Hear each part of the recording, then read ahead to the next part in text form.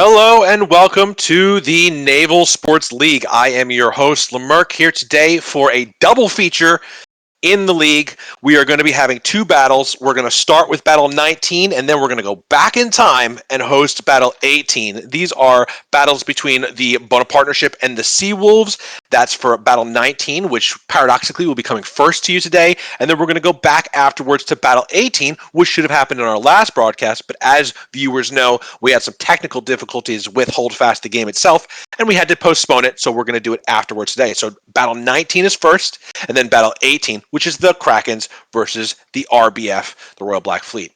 So let's start today with Battle 19. This is on the Nalakis map, and it is, again, the Bonapartnership versus the Seawolves, two very good teams with some serious power to bring to the battlefield. I want to start by turning it over to our first co-host of two. We have one that you guys will be familiar with and one that you have never met before, but I'm excited to introduce to you a little bit later. But first, I'm going to turn it over to Warble. And Warble, tell us a little bit about the circumstances of today's match, the teams, where they are on the leaderboard and scores, and sort of what stakes that they've got coming into this battle. Right. Hello, welcome everyone from my side as well. So, like said, we have Seawolves versus Bonapartnership as our first match. And as you may have already seen, depending on which screen is currently being shown to you in the rotation, both of these teams have so far 2 wins and 2 losses. So they're relatively even on that, although the Seawolves have a quite positive points balance sitting at number 4 of 8 teams in the list, while the Bonapartnership at number 5 have quite the negative points difference. Right? And as already with the last match, all of these matches that we'll now see are the last matches for each of these teams in this preseason, respectively. So this will be the last match either of these teams will be fighting, and one of them will win. Right? That means they'll go away with a 3 wins, 2 losses. And meaning they would, for now, climb up to the 3rd place in the league. And they'll probably not get higher than 3rd, because, the Leviathans have 4 wins, 1 loss, and they're already done.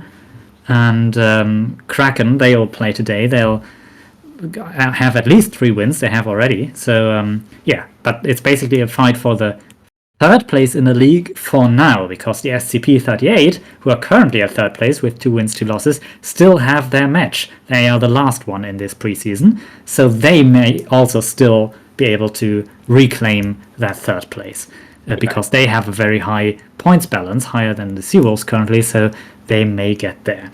And the team that loses that can potentially drop off to as much as the 6th of 8 in the list. So now, these are basically. I have a question for you, Warble, when it comes to that. Do the Seawolves were a huge team to watch, especially in the early part of the season, and I know that they're going to be coming in swinging today to really, really get a high point score victory. Do they have, what are their chances of making 3rd place, do you think? Not just in whether they win or lose, but point wise, they have such a great point, a positive point total. Do you foresee that 3rd place is a realistic? Let's say things go for them. How do things have to go for them to get 3rd place?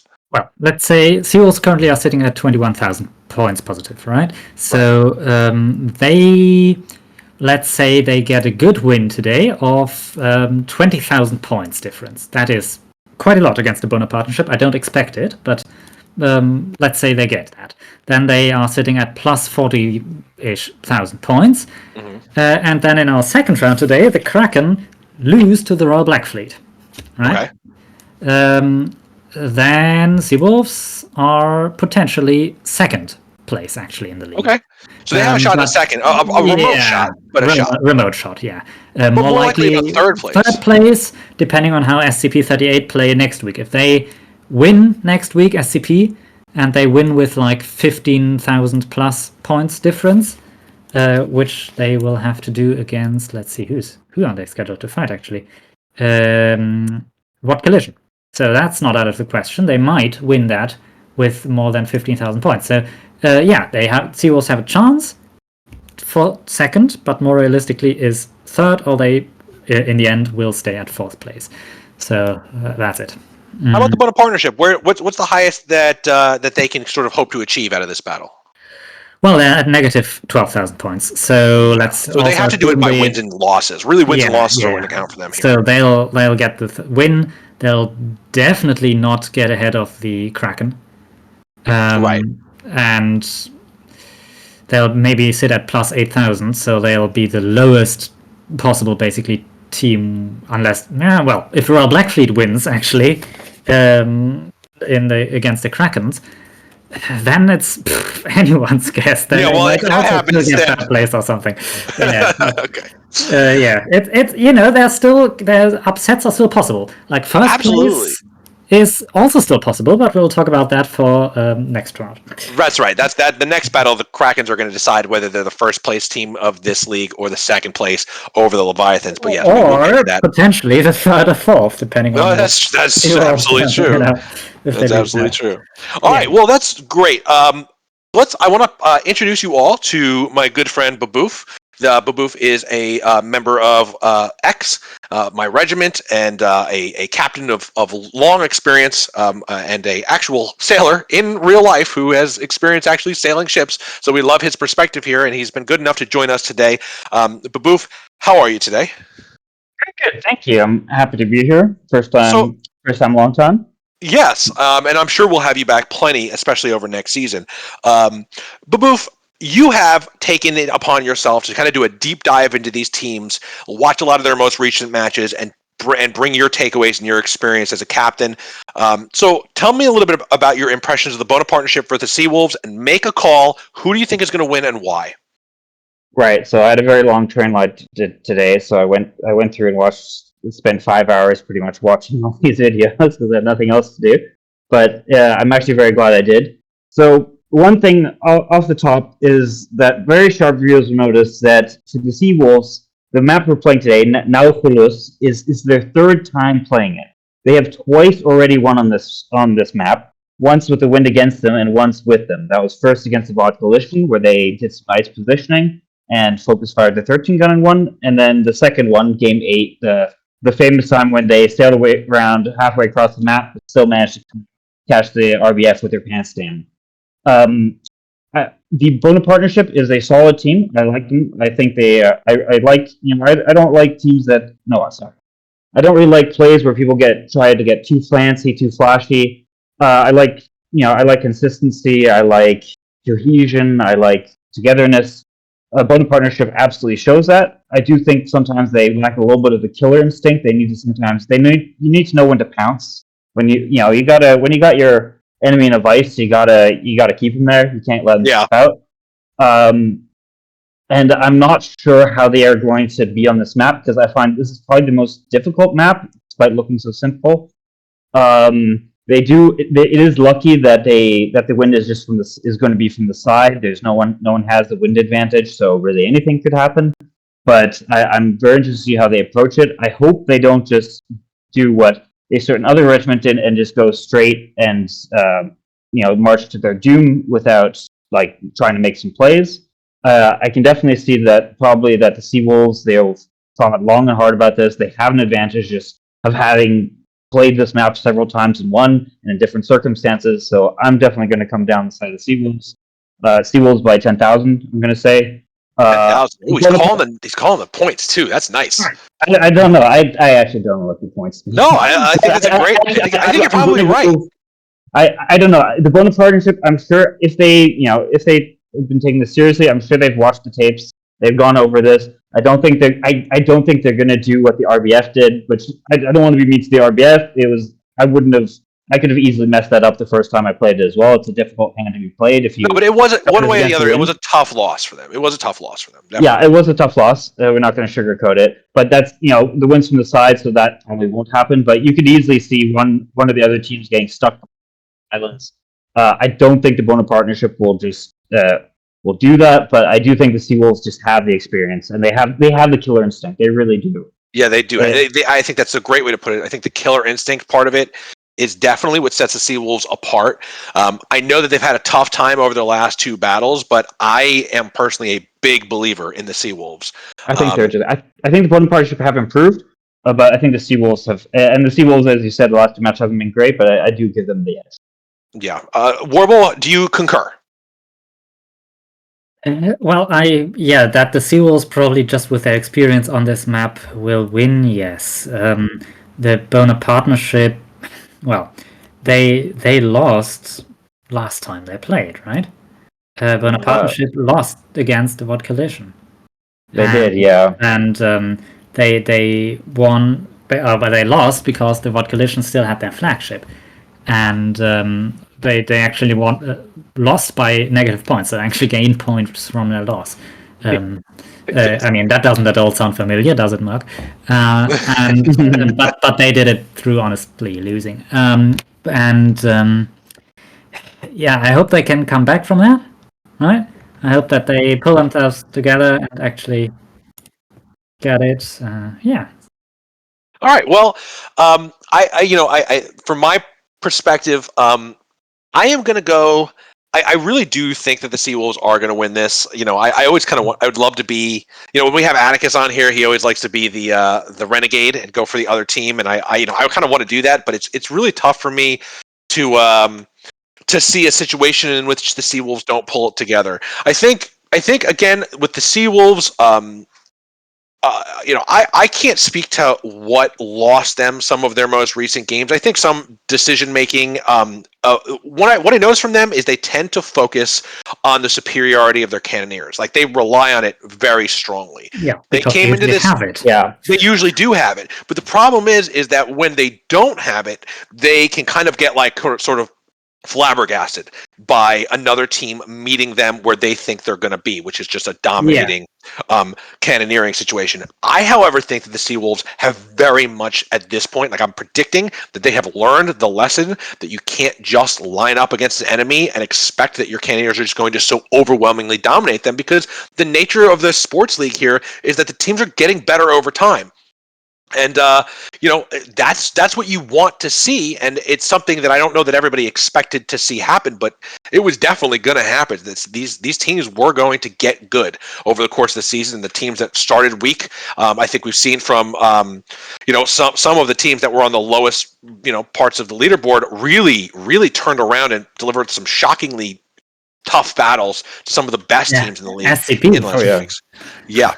I want to say SCP-38 really pulled it together. I mean, the SCP-38s shocked the world, I think. So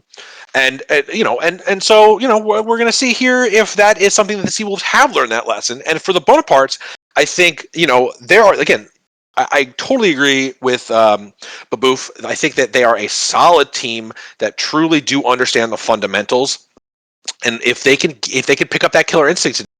Like you said, I think we're going to see something very surprising. I don't know. I mean, I honestly don't know, because we're in two teams who are in a state. One team, at least, I think the Seawolves is in a state of change and is in a state of sort of reevaluating itself, and has come in today, I think, with a different perspective than we're going to have seen before. Less extremely confident, but more probably fundamentally sound, and more looking to make a huge victory out of this. Does anybody here think, hosts, that we're going to see, the sort of radical play of splitting up the fleets, and like, does anybody see here the opportunity for like higher level maneuvering play, or do you think everybody's going to kind of play it safe and come into battle, hold their 13 gun back, let the 8 guns engage, and then just try to like blast each other to smithereens? I hope they don't split up. I think this is a very bad idea to split up on with these huge islands. I would very not recommend that to anyone who wants to try that. Yeah, although I can think that maybe the Bonapartnership could potentially, if they anticipate that the Seawolves have maybe the better gunnery, then they potentially could try something, let's say, a bit desperate. So I hope they roll the dice. I really do. Yeah. So, okay. Dear viewers, as you can see on your screen currently, here is the map, now Locus. The wind is going west, so in the direction the camera is looking, even for both teams. On your right side, you can see the French team with their green ships, that's the Seawolves, and on the left, to the south, is the British ships in yellow, that's the Bonapartnership. All right, we should have the all sail starting right now. And so, I think the most important thing we're going to want to see here is where do these guys start? Where's their opening moves here? Because as we've seen, these opening moves could be so consequential to how these battles turn out. And I think we're seeing early from our RBF, I'm sorry, not RBF, the Bona partnership, is a turn towards their starboard, a little turn towards the east. So maybe they're looking to bank the wind. Yeah. Well, that's just the flagship. We could see maybe they'll turn out, but and I want to mention right away, because I always do, that they have taken out a gunboat and a rocket boat. Yes. So mixed boat armament, and they have the flagship in the lead, turning into the wind diagonally, trying, as it looks now, to go at a quite steep angle outside all 4 islands to the east. Right, so we're looking like a battle in the east. So just as a reminder for everyone and for myself, the yellow British ships are the Sea Wolves, correct? No, British ships yellow are Bona partnership. Yes. Oh, okay. It's good that I asked.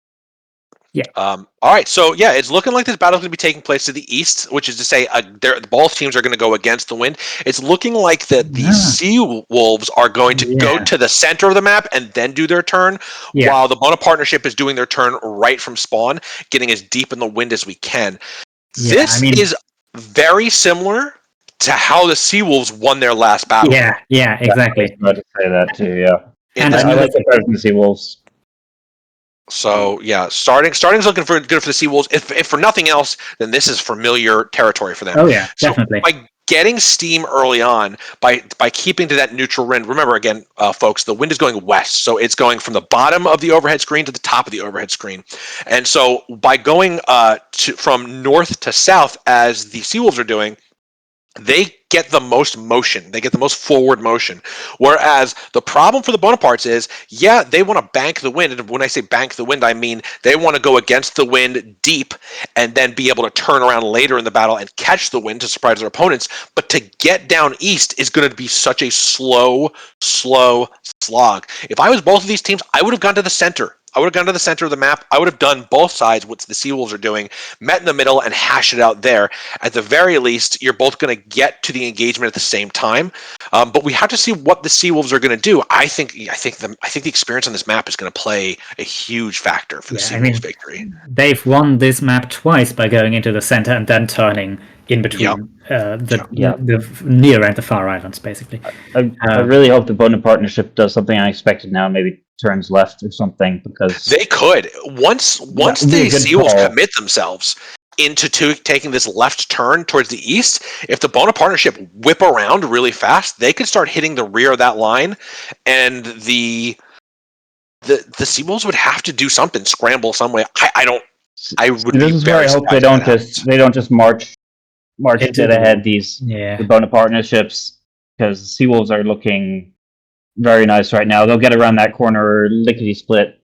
I'm seeing some turn from the beginning of the Bonaparts fleet. Yes. It's looking like a very severe turn. Do it. I think they might do it. I think they might ride that closest coastline to them. They're doing it. They're doing it, guys. Oh wow, yeah. By the way, what a great move. Just quick note. They're listening to us, folks. Maybe. Good job, Bonaparts. Good job. Keep listening to us. If you want to hire me as a consultant, Bona partnership, I come very cheap. I will sell you all of Lemerc's secrets. Sea Wolves, by the way, have taken out 2 gunboats. Okay, so you're the Sea Wolves right now. But what do you do, Baboof, in response to this? Turn as well. Okay. Honestly, I would. There's plenty of space. There's no reason to put yourself in the corner here between these 2 islands.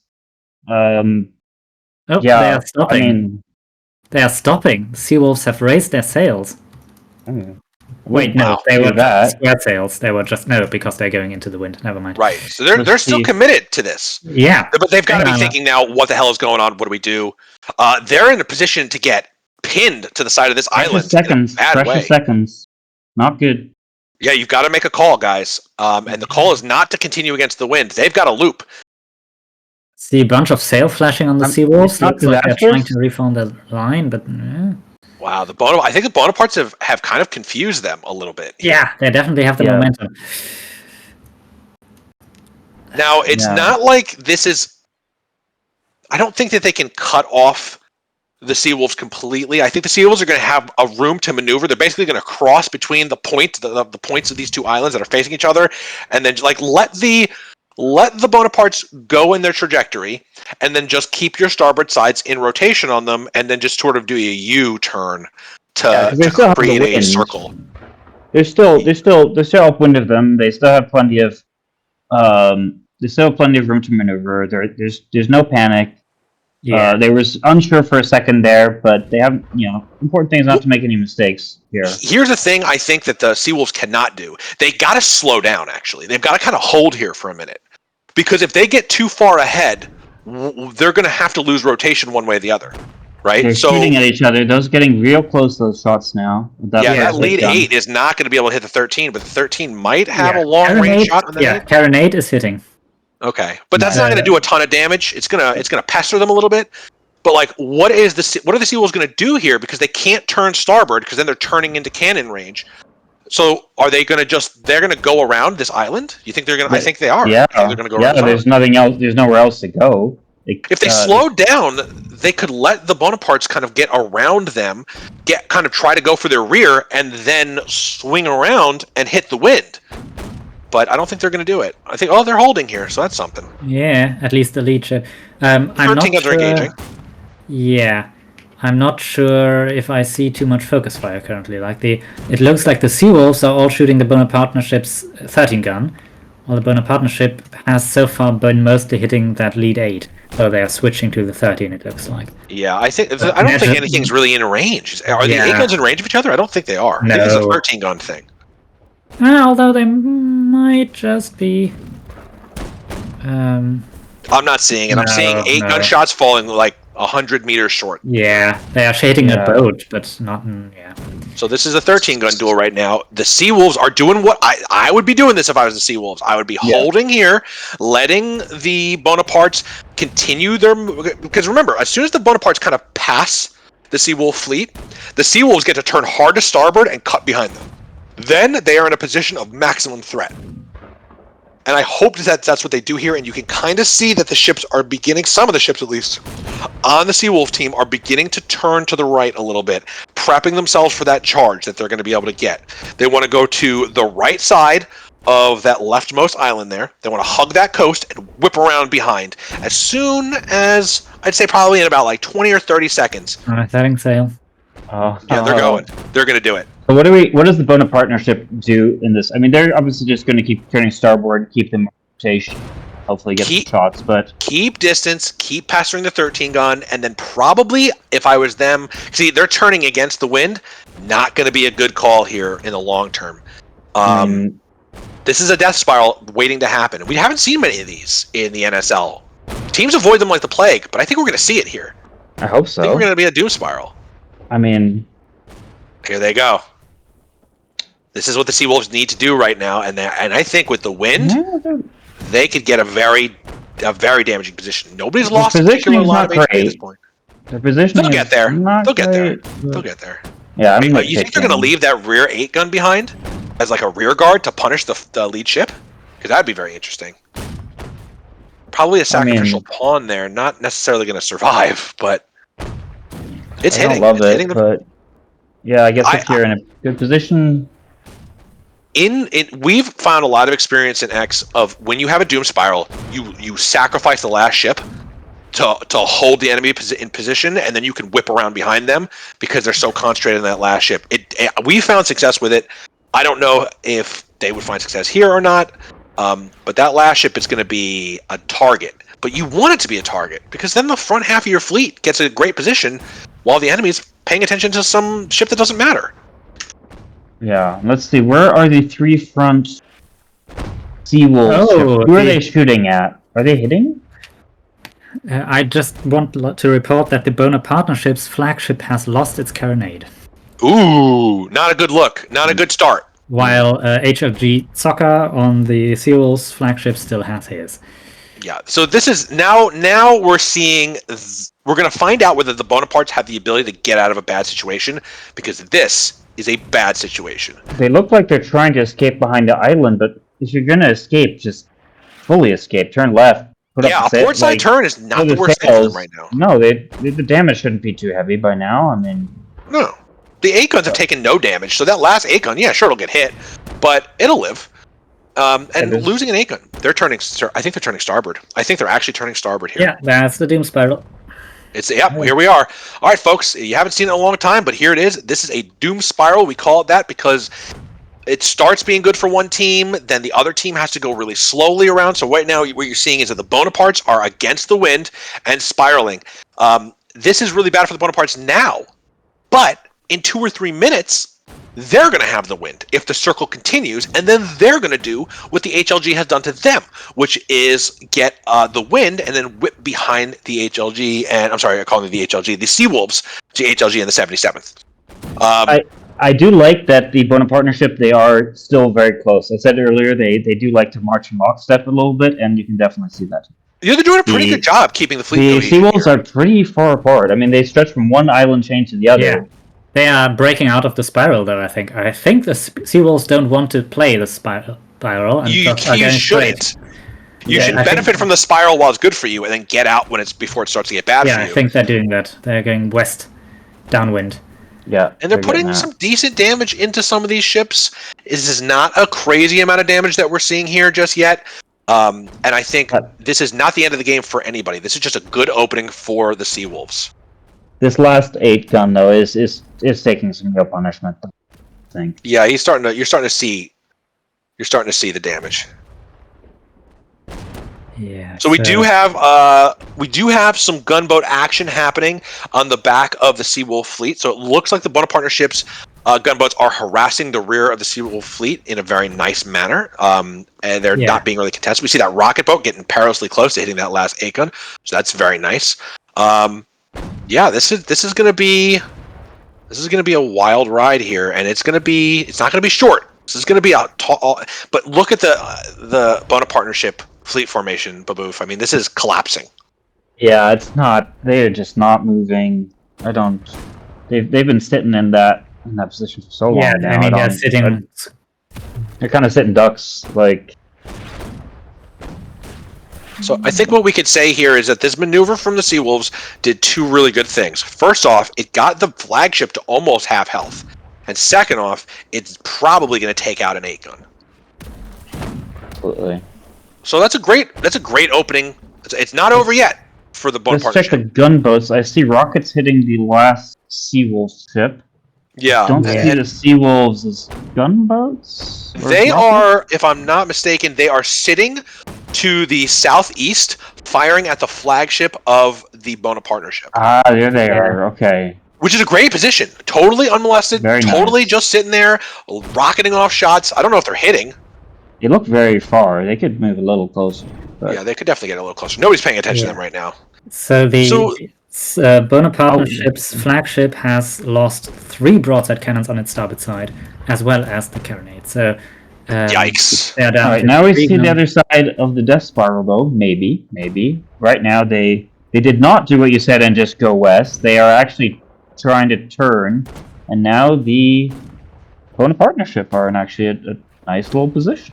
They are in a nice little position. Here, though, this is a great move from the Seawolves, though. They have sort of done something to block the Death Spiral from continuing because the Bonapartnership can't cross behind them. Not really.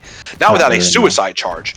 So they're using these islands front and back in such a wonderful defensive posture here, so that if the Bonapartnership come to them, there's no flanking going on here. They're not going to get a flank like they want. No.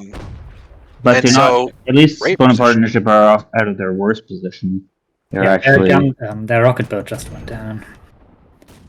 Oh yeah. In that attack. Yeah. All right. So at this point, the flagship for the Bonapartnership needs to get the hell out of there and reset. Like, they should just honestly retreat off to the south, reform, and take another swing at this battle because they are down below half HP. They've probably lost a ton of starboard side cannons at this point, and the Seawolf are doing great.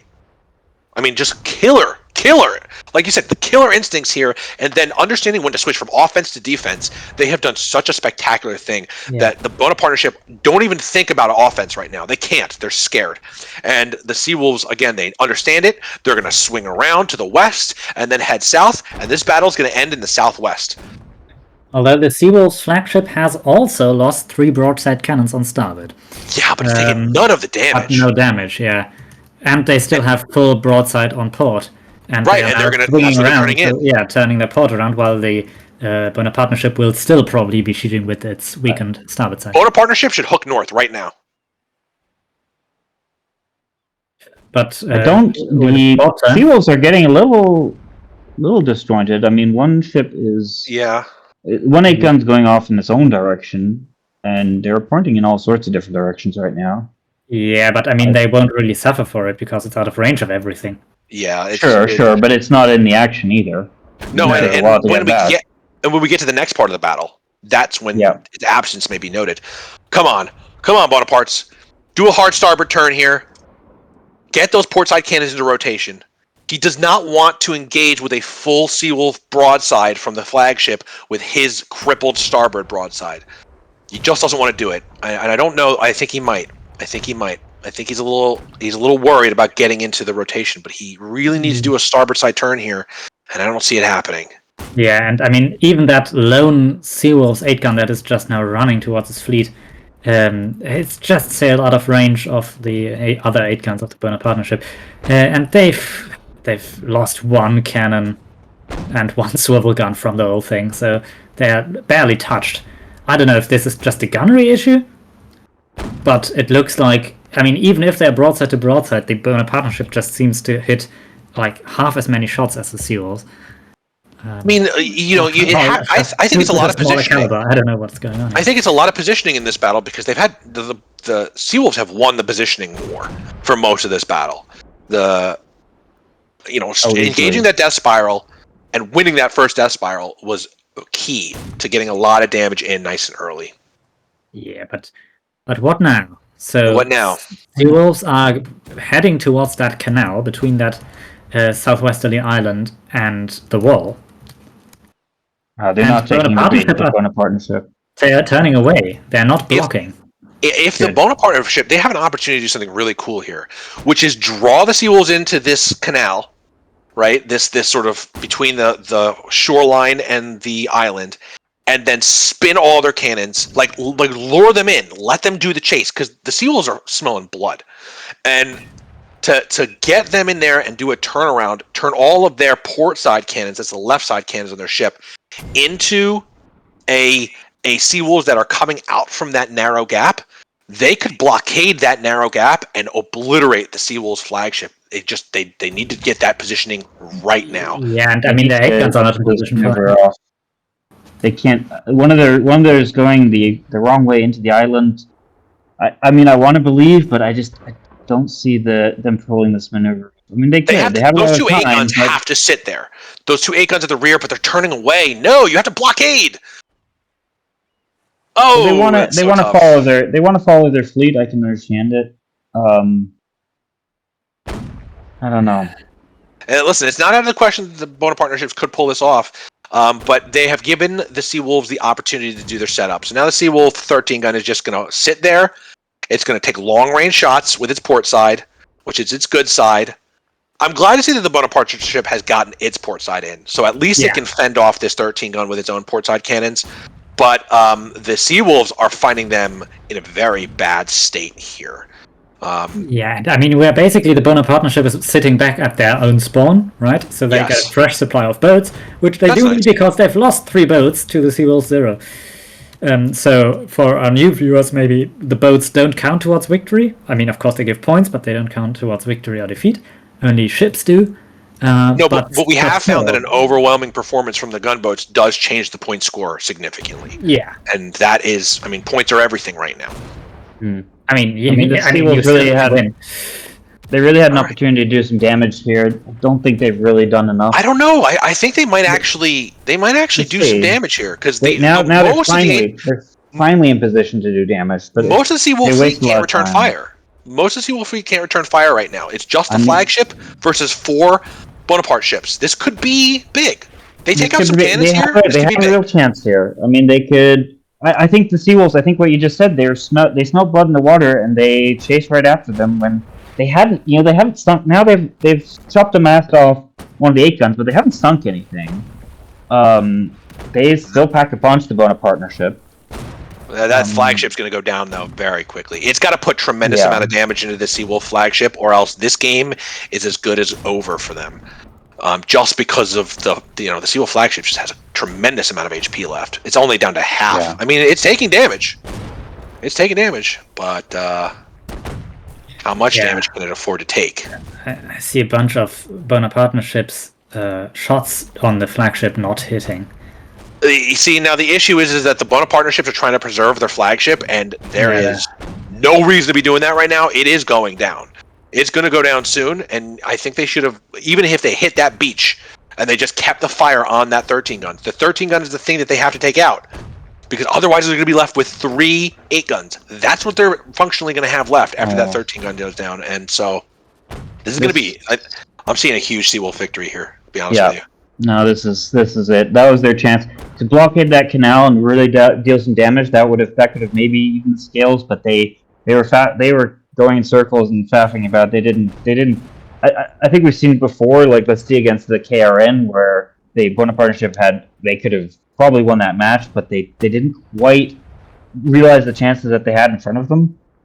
Didn't quite take them. I don't know if it's practice or self-confidence, but they didn't, and now I think we can safe to say that unless without a miracle, we can probably see who's going to. They are going to have really great wind in a second. I mean, I was wrong. The Bonaparte ship did not lose their 13 gun. They do still have it.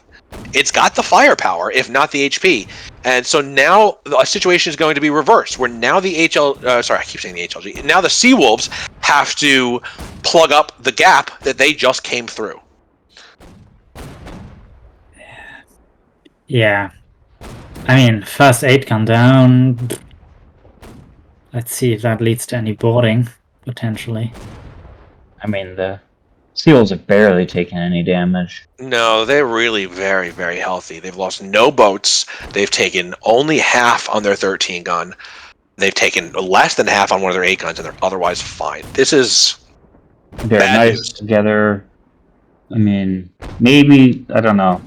They have some boats coming out on them on the starboard side, but I think they should dispatch those pretty quickly. Yeah, already. And we are down Nice below hit. the 10-minute mark too. So these are some of the last maneuvers these guys are going to perform, especially because they are at Bonaparte ship splitting the fleet. Because this is the last maneuver. This is the last ditch effort. So the Bonapartes are thinking maybe we can sink that 13 gun. Maybe we can get behind. Like the Seawolves are hunting for that 13 gun sink. And the Bonaparte ships just need to actually, if they just take one ship out with those 3 13 guns, they tie. That would be the funniest outcome here. That would be a weird outcome. Not I mean, they can't most tie, satisfying. though, right? I don't see it though. I mean, Yeah, tying is no good for them. 5v3. I mean, I don't see it happening either. But and it looks like even still, there must be some gunboat or something harassing the 13 gun. The Bonaparte ship 13 gun, because I just saw its HP tick down even a little bit more.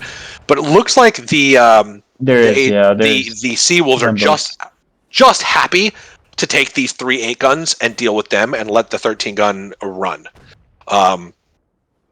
They're saying, all right, you want to give me your 3 8 guns? We'll take them. We'll sink them. We'll get this score racked up and be in real contention for rank 2 of the NSL. And interesting this point here, though.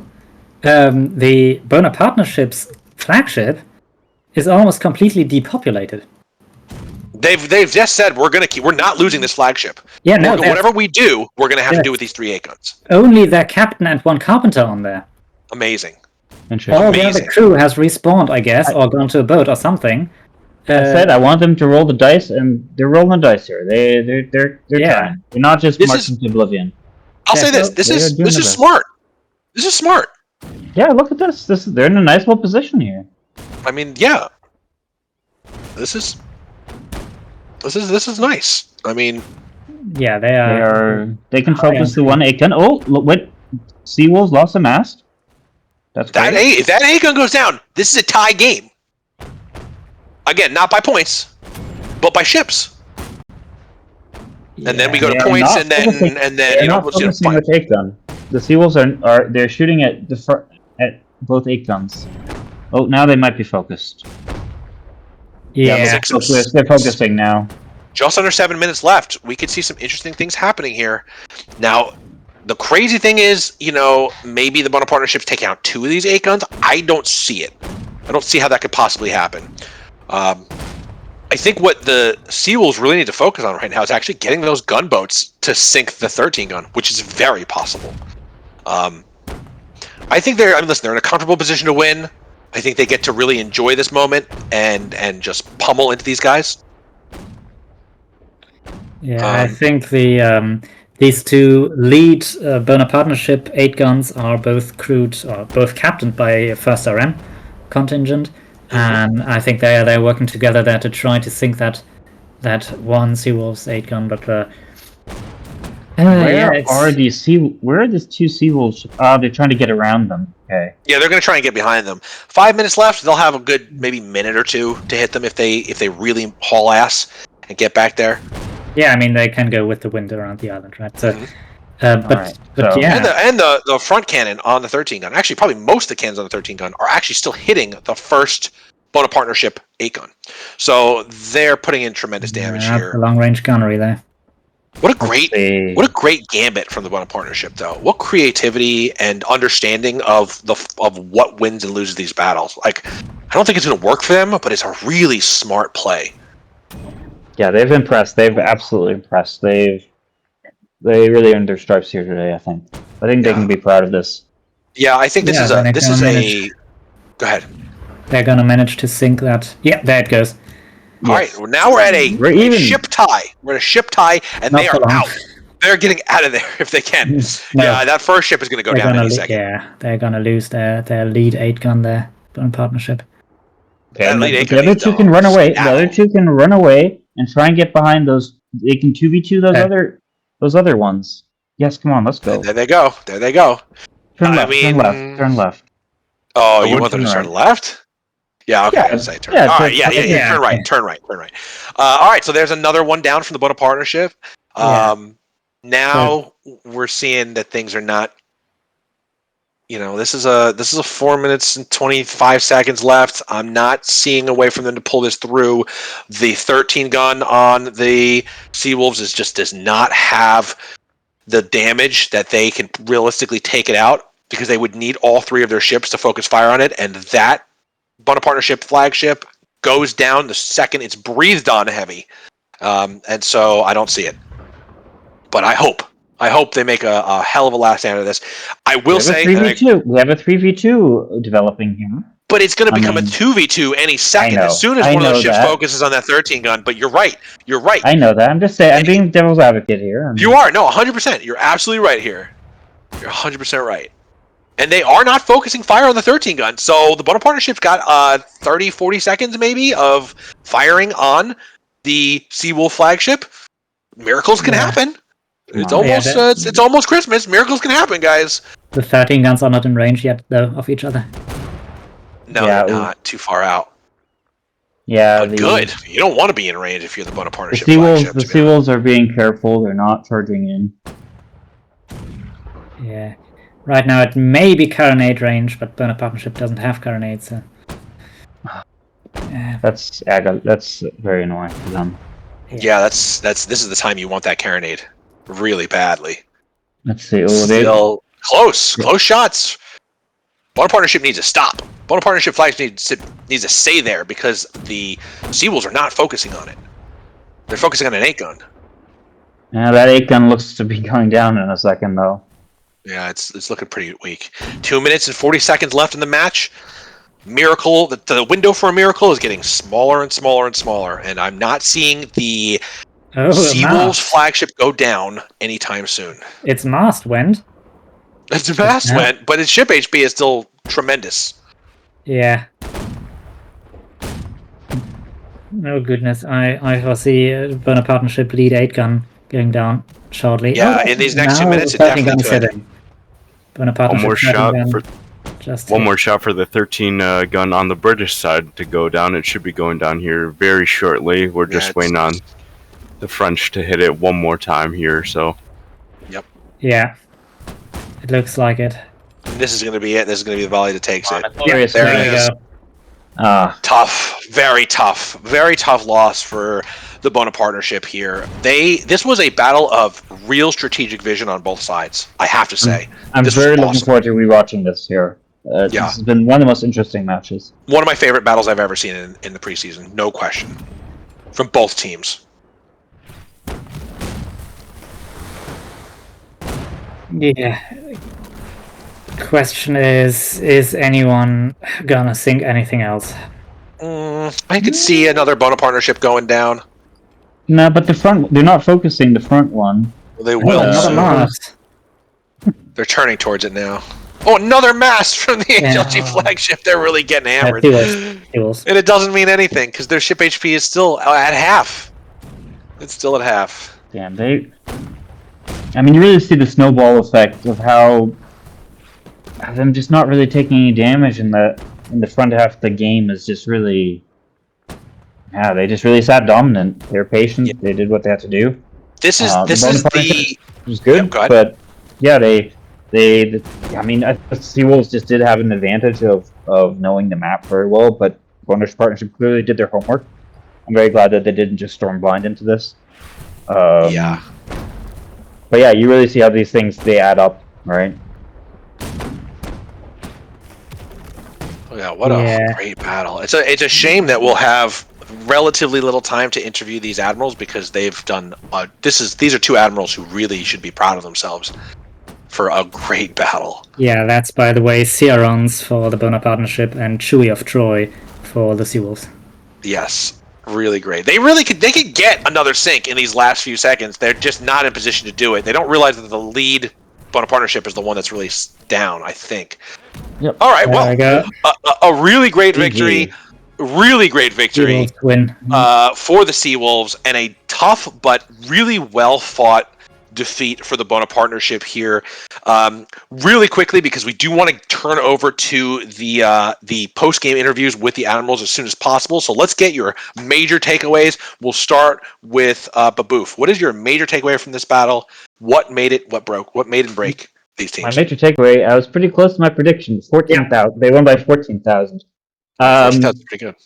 I think the main takeaway was that the Seawolves were dominant. They came to win. They knew what they were doing. They knew the map. The only time they maybe even slightly wavered is when the Bonapartes turned left, but only for about 10 seconds when they were figuring out what was going on. They never brought themselves off their game. Bonapartnership on the other side, like I said, they also knew what they were doing. They did not let themselves be surprised. They played solidly. It wasn't quite enough. They didn't have the experience or the instincts maybe to bring it home, but they put up a very straightforward fight. They can be proud of themselves.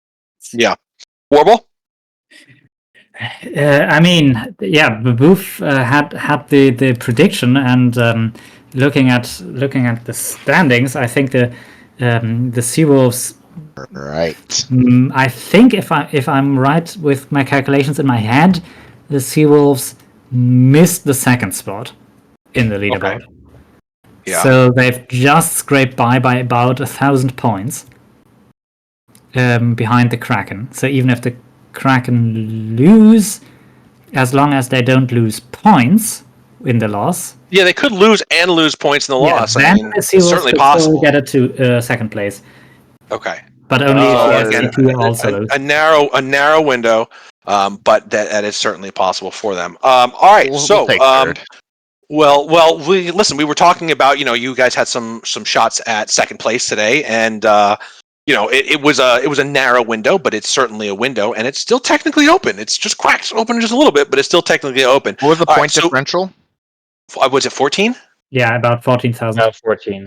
14? All right. I was aiming for All right. I was aiming for 15. All right, well, you got pretty Yeah, I close. know All you right, were. so let's introduce our captains before we all start getting a little casual here, because admirals, I'm sorry, we do have a sort of truncated end of battle interview today, so I will ask you guys to try and keep it concise as we go through this. But and I wish we didn't, because this is maybe my favorite battle in the preseason so far. I really felt, and I think I speak for all of the co-hosts here, that this was a battle of real strategic minds at work at every opportunity. Everything didn't go well for everybody at all times, but you could really see that you understood, could size up each other's positions really strongly, and react to those in a great way. So we're going to start with Kieran's.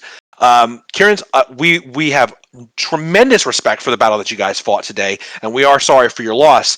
But tell us a little bit about what was coming into this battle, and what you wanted to get out of it, what you thought was going to happen, what did happen, and sort of your perspective on it, and then we'll go over to our winners and get the same idea. Well, just checking you can hear me okay. We can hear you just fine. Yep.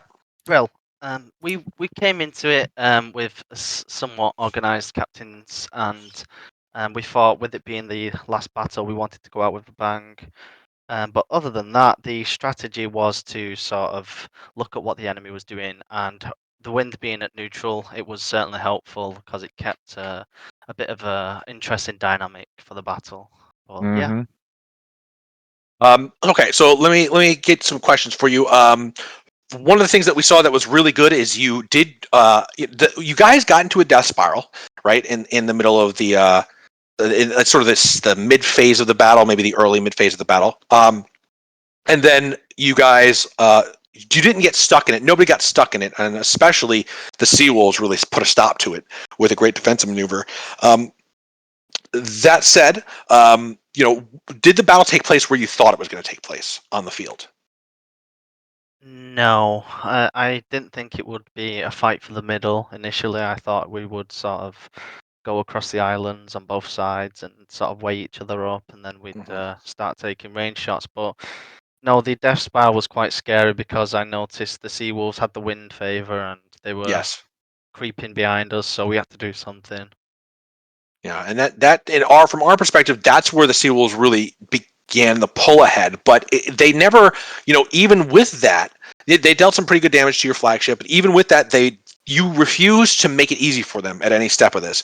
And what we saw was, first of all, we really loved your opening move where you were going dead against the wind, which we were worried for you because the Seawolves have won battles in that very circumstance before. But then you pulled out of it, and you had a great opportunity to really, kind of shake up the way that the battle was seeming to go out. So I really want to congratulate you on that opening move, that opening correction, which was a really good one, and it really made this battle so much more fun to watch, and I'm sure much more fun to fight. And I'm sure the Seawolves probably didn't see that one coming at first. We thought that there was a moment of hesitation on their part, and we'll ask them about that shortly. After that point, though, then they had the wind. We saw a really interesting maneuver from you at the end of the battle as well, where you broke off your flagship and you made a last stand with your 8 guns. Tell me a little about what you were thinking of there. What did you want to get out of that? What was your, I know that was sort of a Hail Mary for you, but what were you trying to get out of it? Well, we noticed the Seawolves had committed an 8 gun and a 13 gun, so I was hoping we could demask the 13 gun and then just slowly whittle down its health. But which you did. You did demask the hell out of that ship. I had my mini mast there still. Yeah, you had one. You had one little guy back there. The 13 gun. Mika just decided to send it into the 8 guns that were chasing, and I said that was a great idea because why not? But yeah. What else can I say?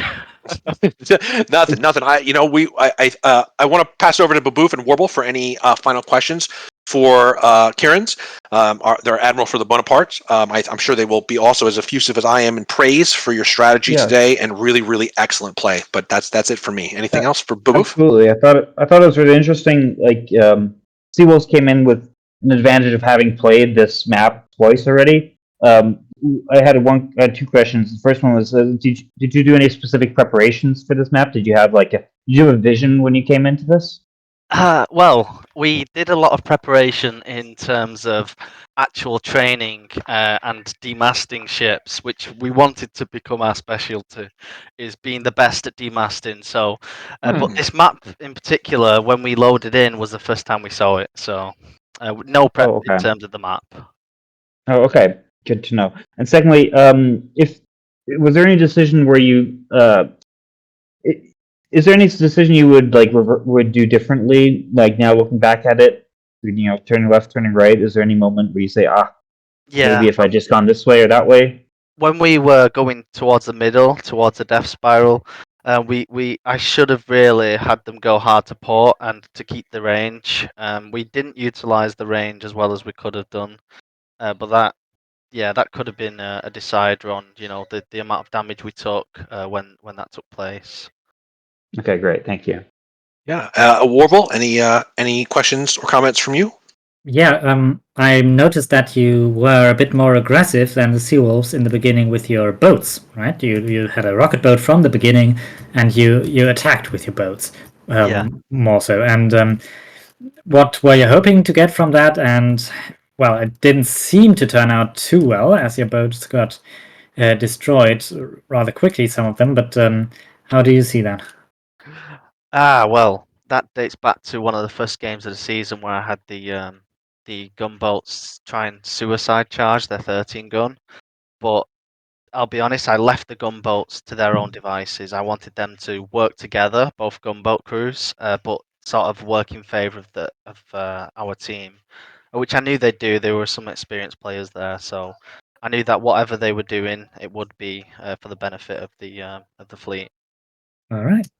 Well, I would love to deep dive into so much more with you guys, Kieran's, but unfortunately, we will have to end our interview of you here. I would like to end it with just saying, first of all, thank you so much for your participation in the league, as this is your last battle for the league. And we have really, really enjoyed having you guys participating with us. You've been a wonderful team, and in this last battle, I think you guys leave with so much to be proud of, so much strategic vision, and we really, really, really enjoyed having you. So thank you so much. Yeah, thank you, and congrats to Chewy and the HLG. All right. Let's turn over to our victorious admirals. We have both Chewy and Sabo here. Congratulations, gentlemen. This was a dominating performance, the likes that we have seen from you guys before, and we were really happy to see it again. So what we saw today was a sort of a real return to form when it comes to this aggression and sort of blood-seeking behavior. There were a lot of times where we could say that you guys smelled the blood in the water and you were attacking. You had moments in the beginning of the battle where you crossed the line in the center to keep your speed up. When they swung around and did their adjustment, you held, let them pass you, and then whipped around behind them to get the advantage out of a death spiral. Then at the end of that death spiral, and instead of letting it continue to hurt you guys, because the death spirals, it's good now and then it's bad later, you found a wonderful defensive position between the two islands, and so basically the entire time you dictated the pace of the battle. Tell us a little bit about if this was the strategy that you guys were coming in for, or was this a lot of reaction? And tell us your thoughts, take us through it, because this was a beauty. All right, so my strategies for this week were planned over a week ago for every wind condition today. I planned, depending on what the wind was and what their opening move was, is what we would do. Now, there was a little overlap here and there from between plans, but every opening move they had, I had a plan for. And when I saw them going against the wind on the outside of the islands, I'm like, oh, this is going to be an interesting maneuver. I have the option to trap them in where I want to, but they've turned out of it. I'm like, oh, it was going to be a very one-sided bloodshed. I was going to be able to line my ships before they could, and I wanted them to sail in there. But then they sailed into the open. I'm like, okay, now we're adjusting. Luckily, my plan, if they went in the center, was the same either way for where I was initially moving, so I didn't have to turn off that. And I just was trying to stay downwind. I like downwind. I don't always need it, but I like being downwind. Yes. Neutral wind is where a neutral and positive wind. We as the Seawolves are very hard to beat. give us negative wind, yeah, it's going to be hard for us. Yeah, I wanted to keep them at distance. I don't like the great equalizer, which is point blank brawls. I don't like that. I like at range, stay over there. I'll pick you apart because I have some of the best gunners in the game on my team between HLG and 77th. So that's what our goal was. The reason why we did the defensive move and didn't stay with this death spiral is because half my cannons were gone on the right side, but I had all my cannons on the left. Yes. So I'm like, okay, they're getting all these lucky shots. Let's flip it around. I don't want to even be in the death spiral anyways. With 13, it's a death sentence. Yeah. Yeah, the cannons. So I between went the back to my roots and decided to play defensive today. If the wind was neutral or negative to me, which was great chances to be any of those three. But if I had positive winds, I was going to be full out for blood, sink their entire fleet, every gunboat, every rocket boat. I was going to kill them all today. I had two goals for us today: at least a 15K win as a team, and at least 1,400 points for myself. So those are my two goals today. I don't know how many points you got for yourself, but you got damn close to that 15. I got 2,000. Well, good for you. 2,000. Yeah, so. It's great to have a powerful 13 gun acting powerfully. Towards the end of the battle, right? So you're talking about you flip sides here, right? You that's you kind of created that defensive position between the two islands. They went outside of one of the islands. You spun around, and they kind of led you through a chase through a choke point. Did you have any worry going through that choke point, or at that point were you just like, I've got tremendous ship HP. They can do their worst. I'm going for them. I knew their 13 was hurting, and then before I could even go into their spawn yet, they were turning away, and I'm like, it confused me. That move confused me, but I'm like, I don't care. I can use this to my advantage and take the advantage. I slowed down a little bit so I could keep their gunboats and rocket boats that were coming in me in arc. I was trying to keep everything in arc. We demastered that 1-8 gun that was pointing at the island. I don't know why it was there, and then we sunk it quickly when we couldn't shoot the 13. But if we could shoot the 13 was our priority, just because we knew it was the lowest health at that point. Yeah. They were basically suffering also from lost cannons, just as you were. Yes. I think when you turned out, both of you had only 3 cannons facing each other, with the difference that you also still had your carronade, while you had at least in the beginning of the death spiral already, the Bonaparts' carronade was gone. Really? I did not know that. Yeah, they lost the carronade pretty early in the battle, actually.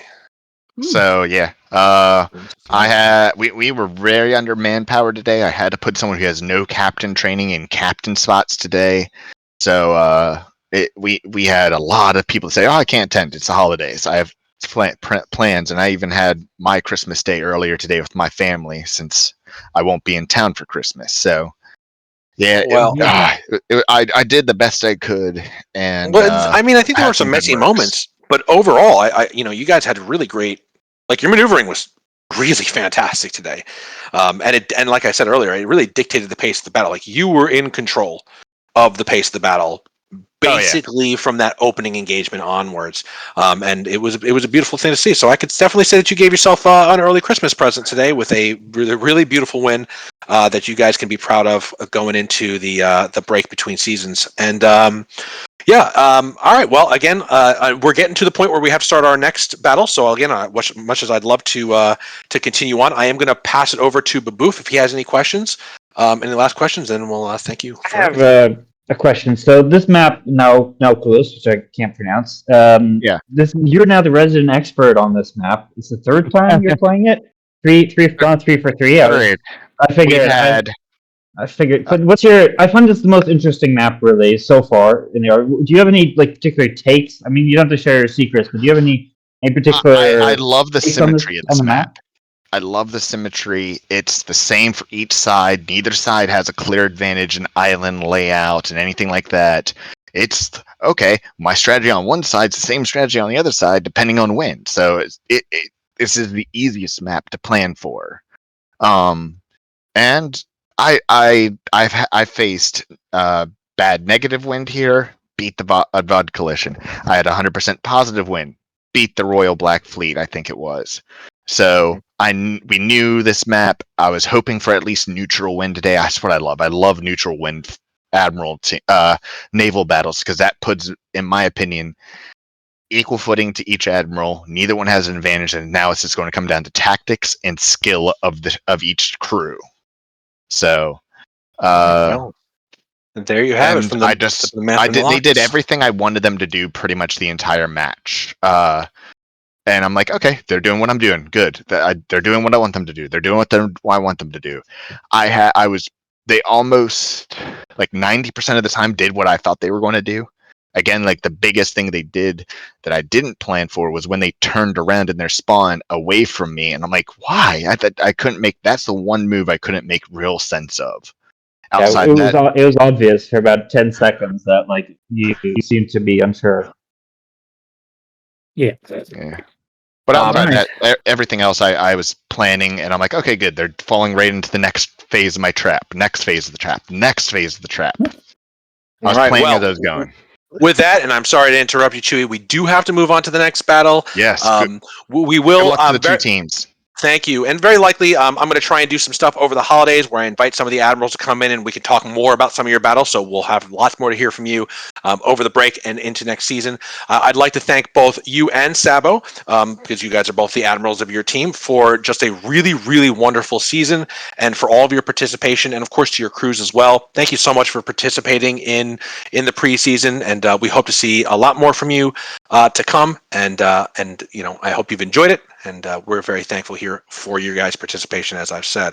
All right, so moving on now, we are going to take a quick break, and we are then going to, when we'll stay on the stream, we're going to just take a few minutes break to reorient ourselves for the next battle, which is going to be going back in time to Battle 18, which is the KRN versus the RBF.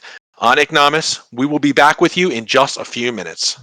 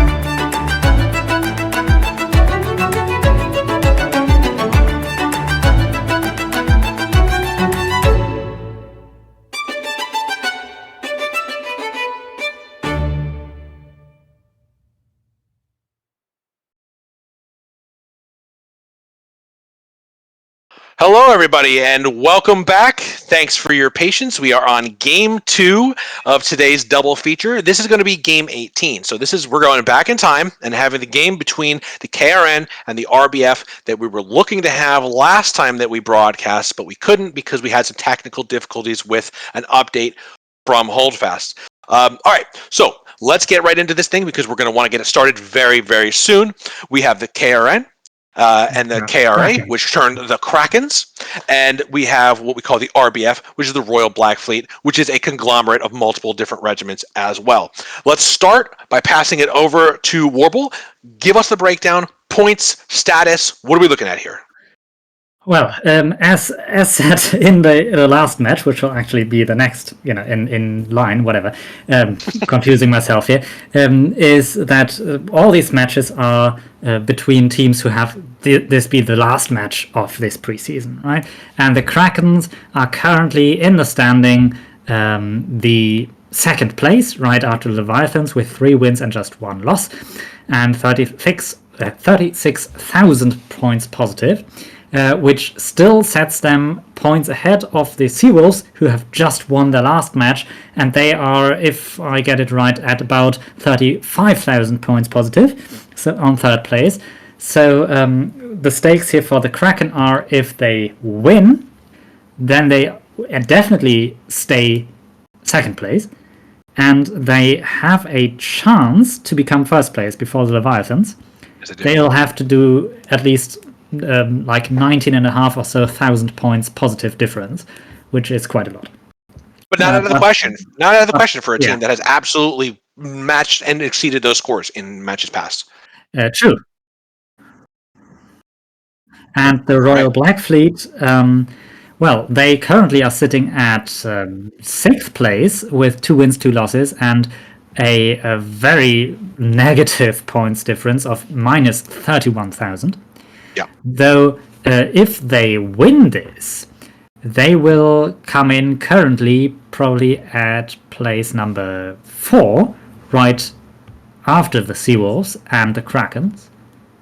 Well, after the Krakens and Seawolves, at place 4, and they could stay there, so they could still get place 4. If the SCP lose next week, I don't see them going any higher than 4th place. If they lose, however, they may still slide down to 7th place if the VOD Collision win. Yeah. All right. So let me turn it over to Baboof now. Baboof, tell us a little bit about what your analysis is of these two teams. Who do you think is going to win? And what's the character of these two teams? So the RBF, I'd say, is a scrappy young team. I actually like them quite a lot. They are the only team so far to have beaten the X convincingly, of course. I might add. I actually do think they deserve that win. The Seawolves gave them a bit of a shellacking in their favorite map that we just saw again. They did beat the VOD Coalition in a bit of a messy but a convincing fashion. I think they have a lot of heart. They definitely have that killer instinct that we talked about. Bonapartnership maybe needs to work on. They have had a tendency to crack under pressure. I think they've gotten a lot better at that. We saw that there's a special match last week where they played the KRN, didn't count, but they actually stuck together pretty well until they were truly encircled. A good chance. The KRN they're the big boys. They're the big venerable team, big venerable regiment. They have a lot of experience. They've been together years. They have looked shaky occasionally against the Bonapartnership. They kind of split unnecessarily and put themselves in a very bad position. But the Bonapartnership wasn't quite able to capitalize on that. Against Jackals, they also looked a little bit shaky. I think they're a strong, solid team. They have a lot of good gunners. That's basically how they got out of their problems with Jackals and Bonapartnership. They're good at shooting. They were toe to toe with the X. X only really won with better positioning and gunboats, at least in my opinion. I do think they can get themselves into trouble sometimes. They could maybe work a little bit on their strategic vision. I said my head says KRN, my heart says RBF. I think KRN will have a small victory, maybe about 2,000. So that's where I would.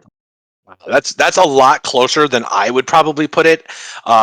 I think it's going to be a much more convincing victory from the Krakens here. I'd say this because the Krakens have like 2 modes of playing. Either they are on and they stick to strong fundamentals and then use overpowering, great cannoneering, and they just wipe opponents, or they take these sort of comical risks that just continuously seem to play out for them. I think the way that the Royal Black Fleet can win this one is if the Krakens are sort of like, they get a little high on their own supply here when it comes to, just the fact that they can continuously take these risks, put themselves in the bad positions and get out of them with no problem. They take such a risk, and then the RBF just hammers them with a fundamentals based move, which they just concentrate fire on a flagship that's exposed, or they break the fleet apart and just defeat it in detail, right? And the Krakens do give opponents opportunities to do that. They didn't when they fought us and the Leviathans, but they do it to teams that I think that they have a feeling that they're just inherently better than. And that, I think, is a situation that we're going to see today. I think the Krakens they're not thinking, are we going to win? They're thinking, by how much can we win? Because we want to get first place. That line of thinking, Warble, I think, can really damn a team when they get caught in an unexpected bad position. What do you think? They are not watertight, definitely. Yeah. So looking at the map, just against Jackals. Yeah. I mean, just for the sake of our viewers, looking here at this map, this is Agnomus. The wind is going in the northeasterly direction, and you see on the left, on the east side of your screen, those are yellow British ships. That's the Royal Black Fleet, who are basically have the wind diagonally against them, and going now not directly against the wind, but more like 90 degrees to it. And on the right side of your screen, starting at the big banner there, that's the French team, that's the Kraken team with the green ships, having their 13 gun in the lead. They have the wind advantage, starting here, going upwind a bit around that long island and creating some distance, potentially in an effort to then be able to turn in northward, make a port turn, and hook behind the Royal Black Fleet.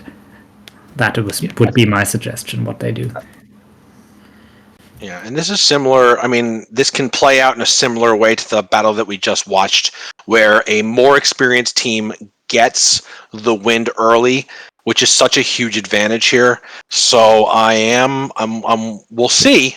We will see how this plays out, but I do think it's going to end up something akin to a death spiral here if the Krakens turn hard to port and charge in. Which, the Krakens have a very firm understanding of the fundamentals. And when I say fundamentals, I mean you know how if you bank the wind early and then you turn in late and you cut them off from behind, that's a tried and true way to disturb an enemy fleet. Yeah. So what should the RBF do here? That's the question. If we were the RBF, what would we do? Yeah, so we're RBF right now. We're hanging out in these smaller islands. I would say we bait them into charging our rear and then swing around starboard side around one of these small islands and then hit them from the front. That's what I thought as well. Just don't just go blindly straight. Like try and make a play. Like, let's slow down here, nice and slow. Let the Krakens sense weakness. Like, we might be willing to do battle right here. They charge our rear. We use these islands as cover, whip around, and pin them against the wall. Yeah, I think so. Yeah, use the small islands there to cover their sterns, yeah. Because you can maneuver around these small islands very easily.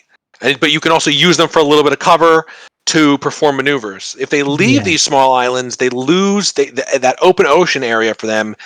Another thing they could do, let's say they do continue westward, right? And they go out into this open spot between the islands here, this open ocean. Looks like they're going southwest now. Yeah. Let's say the Krakens come in behind them and they go into these small islands. Well, then anytime you're in between islands, you have predictable funnels that you can go through. And so maybe the Royal Black Fleet could use one of those to trap and catch. It's all about catching that 13 gun. Catching it in a bad position, hitting it hard with most of your fleet. So how do you do that from here? Look at the Kraken's disdain. Like, the disdain of having their 13 gun as a lead ship, that's saying we are on aggressive posture. We want points. We don't think that you're going to be able to damage us as much as we're going to damage you, and we want the points. Although I will say, with the Krakens, you mentioned these kind of like almost comical risks and kind of a bit, very unsafe maneuvers that they like to pull. And I think with them, it really depends also on their admiral. right? Because the Krakens don't always have the same person in leading their fleet. No, I always say about the Krakens. There's a lot of cooks in that kitchen. There's a lot of cooks in that kitchen. And today, our chef of the kitchen is Swaggington. Swaggington's who I good. think is the probably most experienced textbook right admiral now. in the NSL. And Swaggington, I think, is not the kind of guy who does these, well, these clown maneuvers, right? Swaggington is a bit more straight-laced as an admiral. You can even see that the angle of attack that they're coming in is a wide angle of attack. They're looking to just pick off some of these rear ships. They're not like they could be much more aggressive in their approach to the rear of the RBF fleet, and they're not doing it. Honestly, I would too. go in there now. But what it's showing me is why that not? that Swaggington is not going to go crazy here today. He does want to conserve a little bit. Now he's coming in. See, now if you're going to come in this hard, you should have done it earlier. It should have been like a really tight hook around that circular island and then just straight. Yeah, what's the RBF going to do about going? Right, they're going to turn port and they're going to go against the wind. I don't think so. No, they'd have to turn to starboard. Now they have time to get away. I mean, they can get away now. They can turn starboard and turn and again catch these Krakens. Yeah, I don't think they're gonna. I don't know what they're doing here. This is a thing we've seen before from the RBF. Sometimes they just don't make a move. Sometimes they just keep going in the direction. It baffles me to watch sometimes. And maybe what they're thinking right now is like, let's lure them. Like I could see a really interesting strategy where the RBF lures them to the west, gets them to follow between those two pill-shaped islands, and then spins about and crushes them as they come through. That would be really fun to watch. And I hope they do it. They have something to do. I don't know what else they could be planning here because they're going to take the some hits. enemy spawn is also dangerous. You know, you can lose mass to rocket ships. Yeah, but only if you start sinking boats. So you can't. Sure. But I think we can already see, if I'm not mistaken, the RBF flagship is taking some hits. Some serious hits. Yeah, because it's taking stern shots from the carronade. Oh my god! Oh no! Oh my god! That's Sasbro on the carronade there. Oh, and taking out half of the health of that 13 gun. That's like 50,000 health points or something. That may be the single best shot in the preseason. Yeah, that is absolutely. I've seen the playback of that. Oh my god! What did he take out? Like he must have taken out cannons. He must have taken out something. The backboard. He must have shot through. He must have shot through and blown up cannons. Yeah, he got the backboard definitely, and I think oh my god! also 2 broadside guns. Oh, yeah. That's so no. Backboard and 2 broadside guns. This could be the beginning of the Kraken's first place victory. This ship's gone. Oh my god! Oh, no, are we sure it has enough HP in the config? Like the fact we're gonna have to check the config. We have somebody checking it now because I can't even possibly imagine. That's crazy. That was. We're gonna have to try 3. Number 3. We'll get word to you guys as soon as the control room has checked the configs because this is an almost unbelievable thing to see. But you turn your rear towards an enemy entire fleet, especially a 13 gun. What do you think is going to happen? I mean, this could have been even worse if the KRN had just gone straight for it. I mean, they'd still be getting shots off on these 8 guns. They'd be. Oh, these guys must be screaming and partying right now. This is I'm literally forgetting to man my camera because I am so shocked by this moment. Unfathomable. Royal Black Fleet have they lost the gun too. Pretty much lost this round already. They haven't hit anything yet.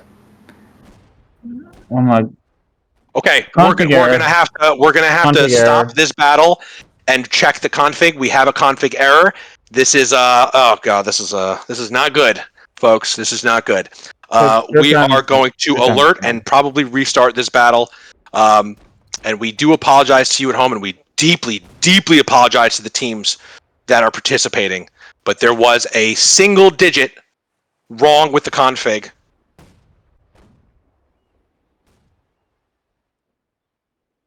A single digit issue in the config has created that honestly, that was too much. And yeah, this is not very good, unfortunately. All right, so let's alert the admirals. We are going to take a quick break and stop this battle, and we are going to reset the battle with a more correct config. Guys, we're going to have you guys on standby for just 2 minutes, and we'll be right back.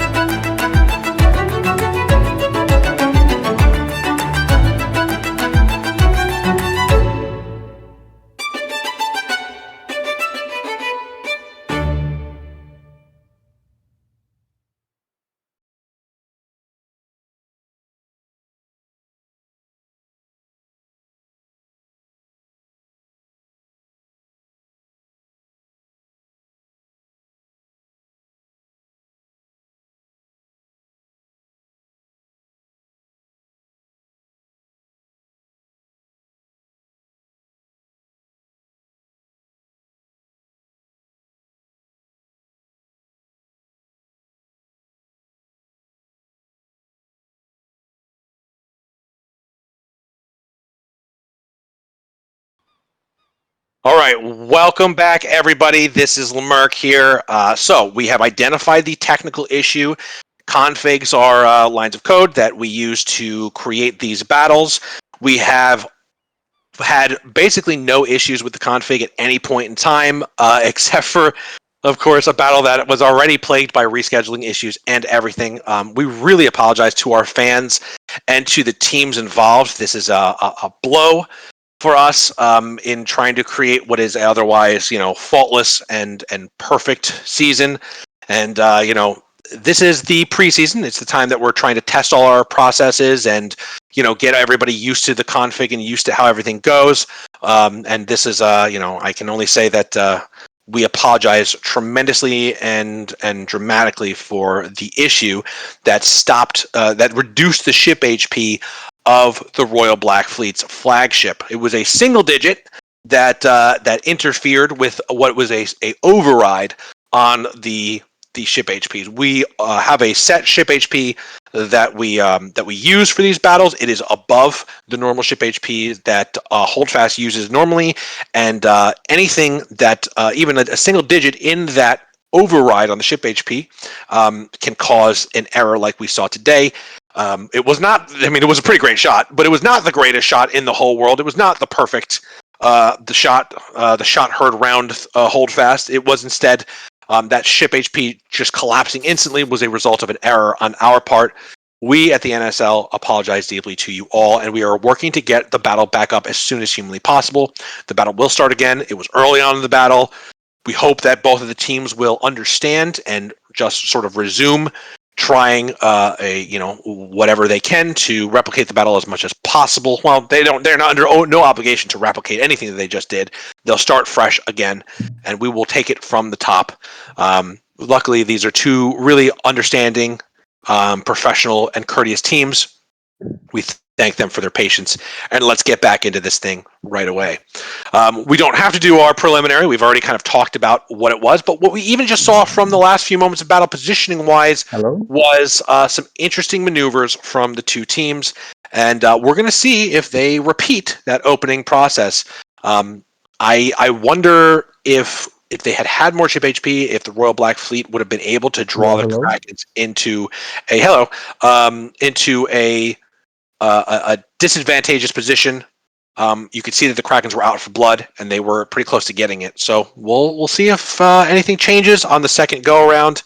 Obviously, not ideal, not something that we would ever want, but we'll take it from the top and see what happens this time. Right, so we are back in the map. And there will be 2 minutes until all sail, I believe.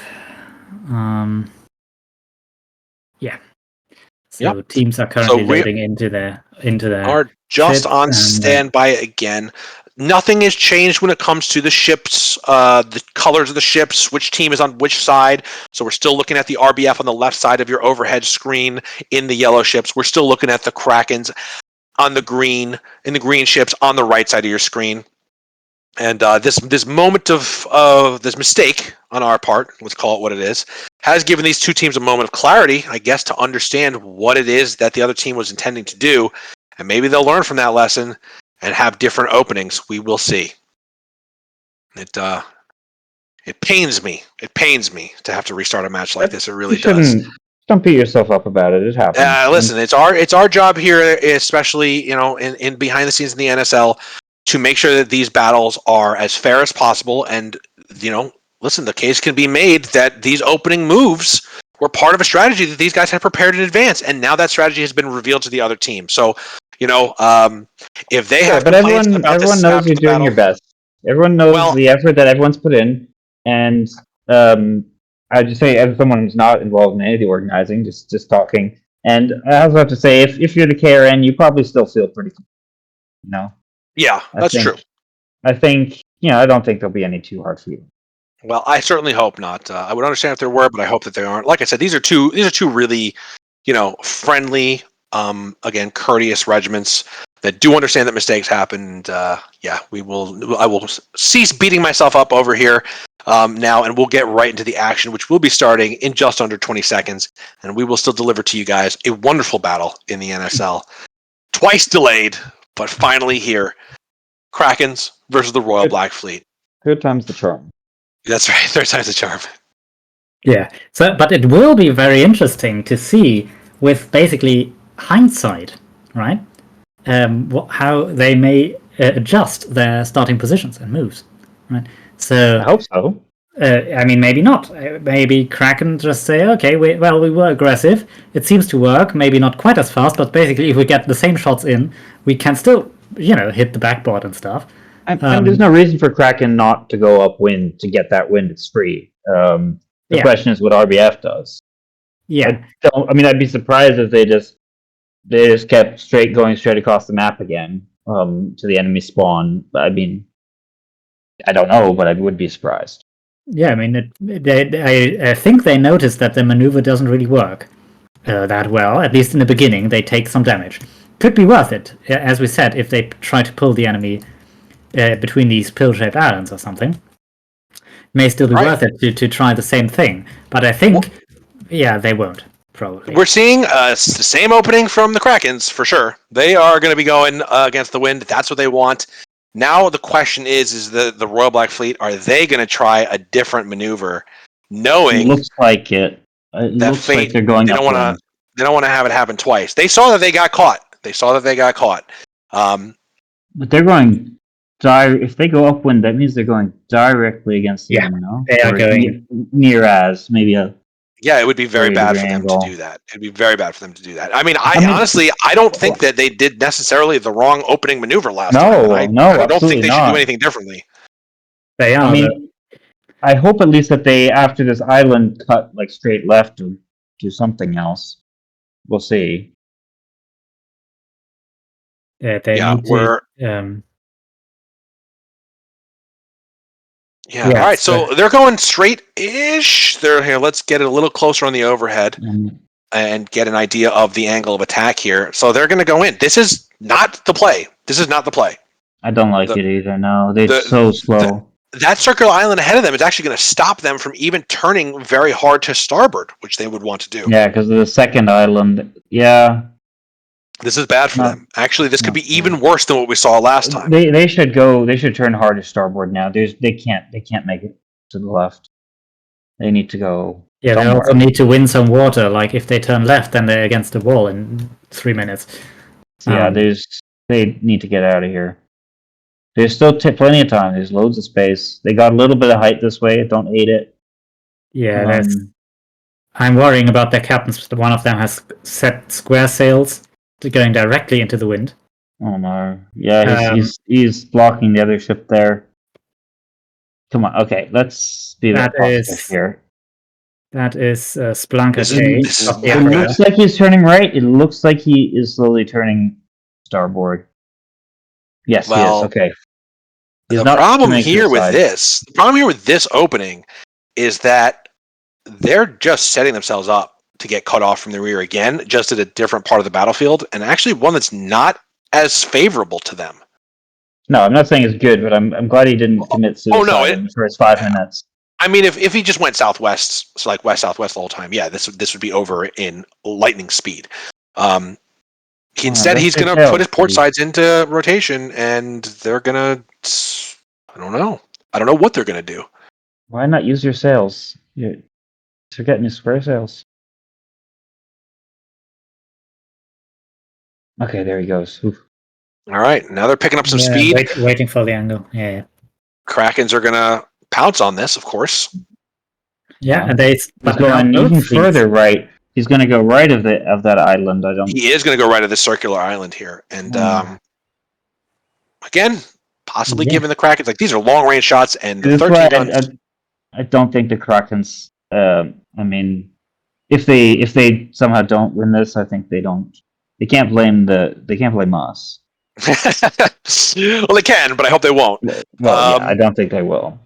But yeah, I don't think they're going to lose here. I think what's going to happen is very shortly they're going to it's going to be the same thing, just in a different part of the battlefield. And maybe that's what the RBF wants. Maybe this is like a part of the RBF battle plan. Is they want the Krakens to go behind them. They want to lead the Krakens into somewhere different. Yeah, I mean I don't like the Krakens putting their 13 guns. I have to say, why does it have to soak up the damage? Yeah, they don't want to soak up the damage. But again, that is unchanged from last game as well. This was what they did last time. Yeah. Now RBF is doing it too, though.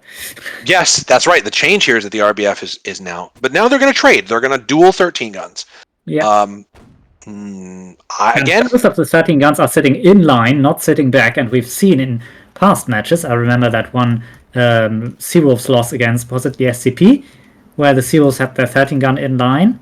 Yes. And the SCP had it set back and won by having it spared. Interesting thing here to note is that the Kraken's 13 gun is being protected by an island from a lot of the 8 guns on the RBF team. That small island between them is actually cutting off a lot of shots, whereas the RBF 13 gun is going to be in full view of the enemy fleet. Here comes the attack run from the Krakens. They have taken a little bit of damage on the 13. You know, I would going first. I go hard aggressive starboard or port side turn, and that is what they're doing. Yes, 13 guns going in. It's going to take some heat from that 8 gun. The question is, does it lose cannons? The question is, does it lose ship HP? The question is, now this is almost identical to what we saw from the first battle. Actually, probably worse for the Royal Black Fleet. At least they Yeah. got some shots off at the beginning this time. Yeah, but, they did. They did. But Royal Blackfleet's rocket boat going in for a suicide attack on the lead of the Kraken line. kind of have they to need here. something to distract here. They need. It has Don't eaten take the some bait, shots. Krakens. Just continue focusing fire on the enemy capital ships because that rocket boat can do damage, but unless it hits a cannon, it's not going to do that much damage. Krakens have also Royal Blackfleet have also launched a rowboat with a. Is it a carpenter here? No, it looks like an adept sailor, Channing Tatum. Missing the flagship. I don't know. This is something we kind of wanted to see last time, which is actually the Royal Black Fleet baiting the Kraken charge and then turning around. Escaping. They are escaping. And then hitting the front. So this could be good for the Royal Black Fleet. Channing Tatum boarding. And they are getting some rocket hits on. I can't see if they're destroying any cannons. Do you have any correspondence on that first French gun? We do have somebody watching it. So we will have somebody watching cannon it. checks? Get ready for boarders. Why don't you pilot yourself in there and take a look? Yeah, I'll take a look myself. Yeah. Now, Kraken haven't lost any cannons on their flagship. They have. Kraken's having an interesting perspective here, though. Where are they going to go? They're going to turn out and fire at the 13 gun, get a few long range shots. I mean, the Royal Black Fleet is effectively evading right now. The number 3 gun. Where are they going to go now? They're going to turn right or left? Ah, nice. Okay. So Kraken's lost one gun, yeah. All right. Wow.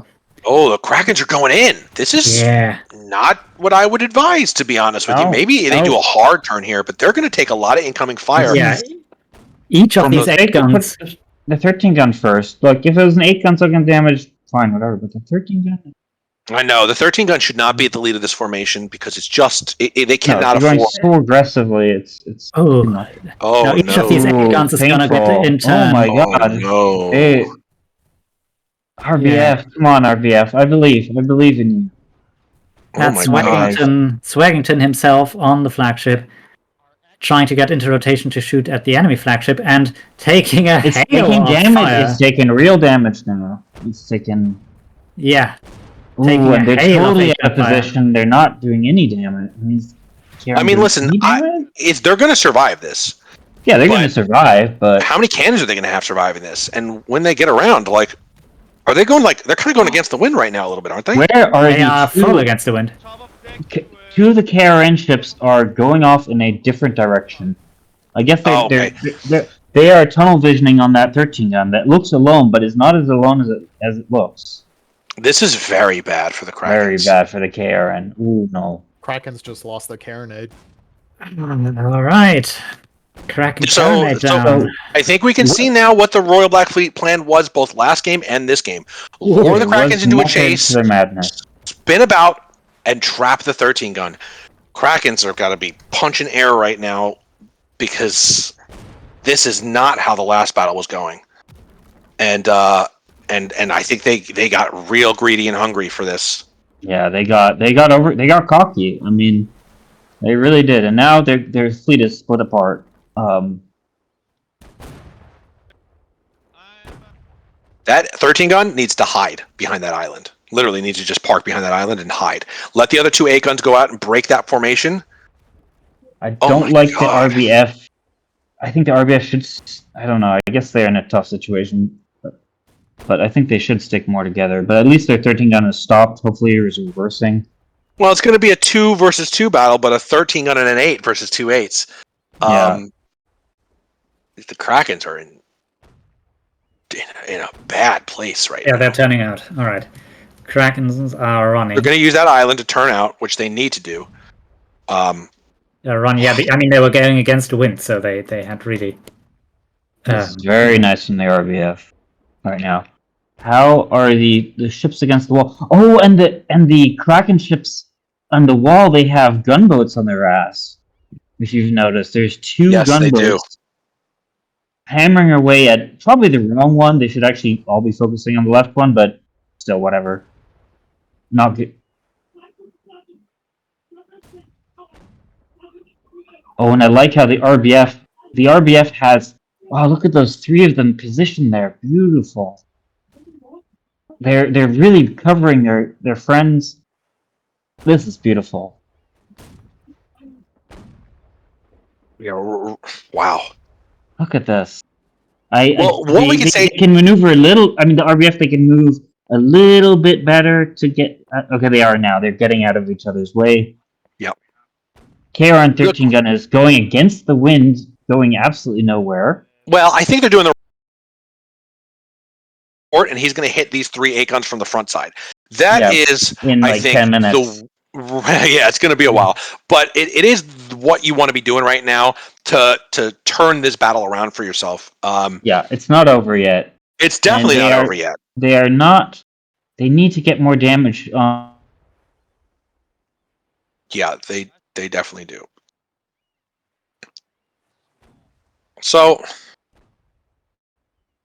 Warble, what are you seeing here?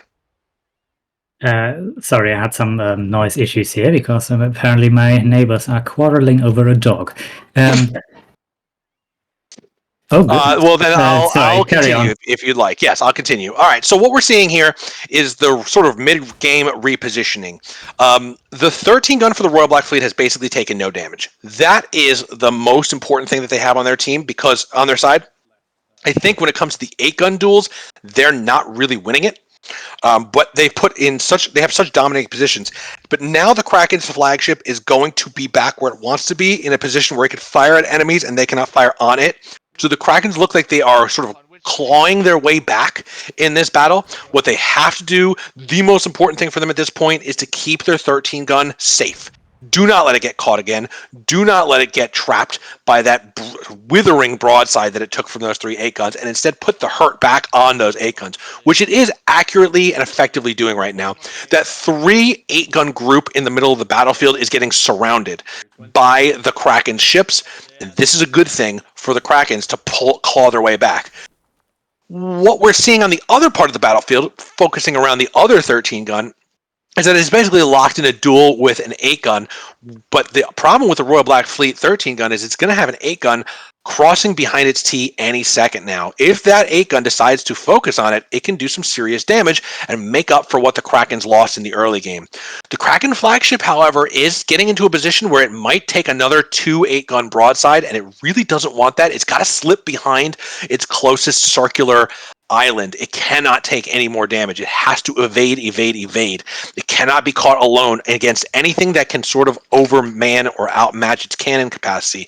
And we have to assume that at this point, the Kraken's flagship has lost some cannons, so it's not able to put out the unbelievable damage that most of these flagships can put out. Yes, we can hear you. Yeah, sorry, I'm having problems now. I'm calling it. I'm using my phone instead. All right, good. So yeah, what's your assessment of the situation as we see it now? Sorry, I was faffing about a little bit. I think the Krakens have gone a little bit of initiative back.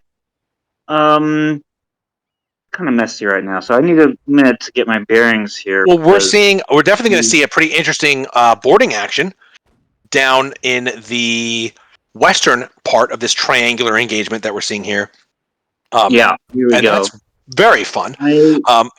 I think the RBF have not put out the damage. I mean, they should have sunk a ship by now. They just haven't really put out the damage. I think the KRN might sneak through just on having superior gunnery, which is something we have seen before against the Bonaparts partnership, for example. I do think that's a distinct possibility. I feel like they should have sunk a ship by now. The Kraken flagship just sitting here is not good. They are still very much in danger of getting, because they have some crossfire. They're taking crossfire. Yeah, they're losing HP in a bad way. This is one of those maneuvers that really they've finally gotten punished for the crazy maneuvers. It took a lot of battles, but this is a moment where they're getting pretty punished for it. They have an opportunity to really salvage this for themselves, but I would be surprised if this 13 gun from the Kraken team makes it out of this battle alive. It actually looks like. Even if it does, I don't think it's going to be able to do a lot of damage anymore. Looking like a fun boarding action here. RBF seems to have won the boarding war here. Yeah, they have demassed a cannon explosion that they could not afford on the Kraken's flagship I think this Kraken flagship has it's Oh yeah, no, they're it's not going to be good for them. This is very bad. Their Aikens are just not in position either. They're all over the map. I mean, the RBF has managed to keep somewhat together, not fully, but they have somewhat together. But look where the Krakens are just in totally different positions everywhere. I mean, just not. Oh yeah, and here goes the 13 gun should go in a second. Come on, a few more hits. I mean, it's gotten a great position. If it had half ship HP right now, it would be in a commanding position, but it's going to sink.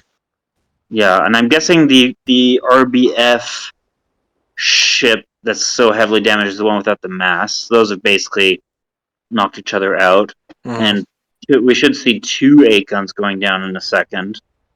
From the KRN. I'm not sure which the second one is. I guess it's the one up by the wall. Yeah. Yeah, that must be it. Oh yeah. Yeah, oh yeah, there we go. The one by the wall by the 13 gun. Now if I'm the RBF, I would do everything to sink this 13 gun. Of course they don't know so damaged, and then try to get back together. And it looks like they are. Their 8 guns are converging, and their 13 gun should hopefully do the same. Of course that gives some breathing space to the KRN as well. Yeah, this is it's kind of a shock that the 13 gun is still operational here. It really just squeaked by and extracted itself from the battle with the 8 guns that were really going to prove detrimental. If it can hang out here and just damage ships that are already really crippled, it can still put in a lot of damage, just in general, just a lot of damage without really getting tagged back for it. Still a lot. So this Hulk, the RBF Hulk it's the Kraken Hulk is still alive here. Okay. That's the heavily damaged Kraken. That's the heavily damaged one. They have 3 operational cannons left on the French flagship. Yeah, okay. That's not enough to win a battle. I mean, there's no real 2 ways of looking at it. This is the RBF's damaged ship must be one of these. Oh my god! And now they're drifting in to the RBF's flagship, and as soon as that flagship tags it even once, it's probably going to go down. The Krakens need to get the hell out of there. Find some range? Let's see. Yeah, it is in carrying range here. So they need to extract themselves from this wall, and then hopefully they can punish. We're going to see the ship go down any second. I think they're going to see it go down any second. God, I'm so worried about this Kraken ship here.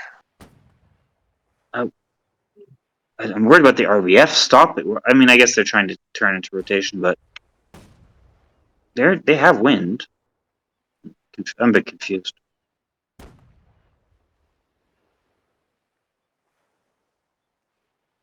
Oh. Right, there we go. 13 gun down. It's down. Kraken Nice. 13 gun down. All right, so now the battle goes to the 8 guns, and it's not looking good for the Krakens here either. The Krakens are, one of their 8 guns has a 3-way envelopment, and the other one is completely demasted. So they've only got one functionally mobile 8 gun, and it is going to be taken down with rapid speed as it turns its back towards 2 ships. And then there's one that has no mass. Cannon blown up. Very nice. Oh, it is over. I mean, they do have the boat advantage at least. Yeah. Beautiful. RBF. I mean, I said earlier, my head said KRN, and my heart said RBF, and your heart was very right. happy that the heart is one out here. Oh, Shadow. Oh, Shadow. Where was that? Shadow. Beautiful. That was a boarding party he's taking out. No question about that. Wow. That was a boarding party, yeah, exactly. Yeah, the remains of one. Well, this is the worst of all. This is the worst of all scenarios for the Krakens, and probably making a few other teams in the league lick their lips with the possibility. Maybe the most improved team, I would say, from start to finish. I mean, of course, they started out their career beating the Leviathans, haha. which I didn't play in that match, and I still think that one was pretty deserved on their part, and this is another even more deserved win. I mean, unless something crazy happens. Well, I mean, keep in mind. Listen, I got to stand up for my Leviathans. We definitely. It was a close match. It was a close match, no questions about it. They did a really great job there, but what we had seen in that match, the weaknesses that they had was in the ability to like turn and keep fleet cohesion. Yeah. And that is what ended up getting them taking damage in the beginning half, which then in the later half lost them the ship battle. Of course, they won from a decision afterwards of some stuff that we can go back to at a later time and discuss. But in this battle, what we saw was just a much more controlled fleet. Yes. A fleet that really understands how to evade and lure and stay under pressure. I said earlier they had a tendency to crack a little bit under pressure. They did their risky maneuver at the beginning that we were kind of shocked at and thought this could be the end, and maybe with some better shot shooting it could have been the end for them. But they stayed cool. They pulled off their plan that they wanted to do. They clearly came in this knowing exactly what they wanted to do and to stick to it, no matter how many times we rehosted. No matter how many times Karen sabotaged the config, they came in and they seem to have done it. Yeah, no, and we are seeing here the last maneuverable Kraken 8 gun. Against the wall. Against the wall with a rocket boat behind it. 1/3 or 1/4 health left. Crew people jumping off the back to hit this rocket ship. Let's see, are there any boardings? Oh, yeah, that rocket boat has some crew in it. No problem. They have a carpenter on there with swivel guns still operational. That's hard to board. They shot the captain. Oh, and these rockets are... Yeah, I mean, they don't do much HP-wise, because the HPs are boosted so much on this. But, oh, look, Kraken Captain has jumped off board to board that rocket boat. Half the crew has jumped off board. Do they even have any cannons anymore? Yeah, I mean, sustained fire from that rocket boat. One cannon. Uninterrupted fire is going to do some serious damage. Like, there's no question about that. And then we have this other Kraken ship, no masts, holding its own out here as best it can, turning on a dime, trying to get its cannons into rotation of everything that's endangering it. While the Kraken gunboats and rocket boats are just scrambling to make things happen here for themselves in what is going to need to be a Herculean effort to come back from where they're at right now, which I don't really see happening. I mean, they kind of need to take out that 13 gun, right, for a win to be possible. It's or nowhere 2 close. 8 guns. No, wait, 3 8 guns. 3 8 guns. 3 8 guns. You got 3 8 guns. Yeah, I think the 13 gun is more likely. I don't know. I mean, in 7 minutes they don't take out all 3 8 guns. 2 maybe, but 1 is still has half health. Yeah, no, not with a Hulk and 1 ship with nose against the wall that's about to go down. Even if they have more boats.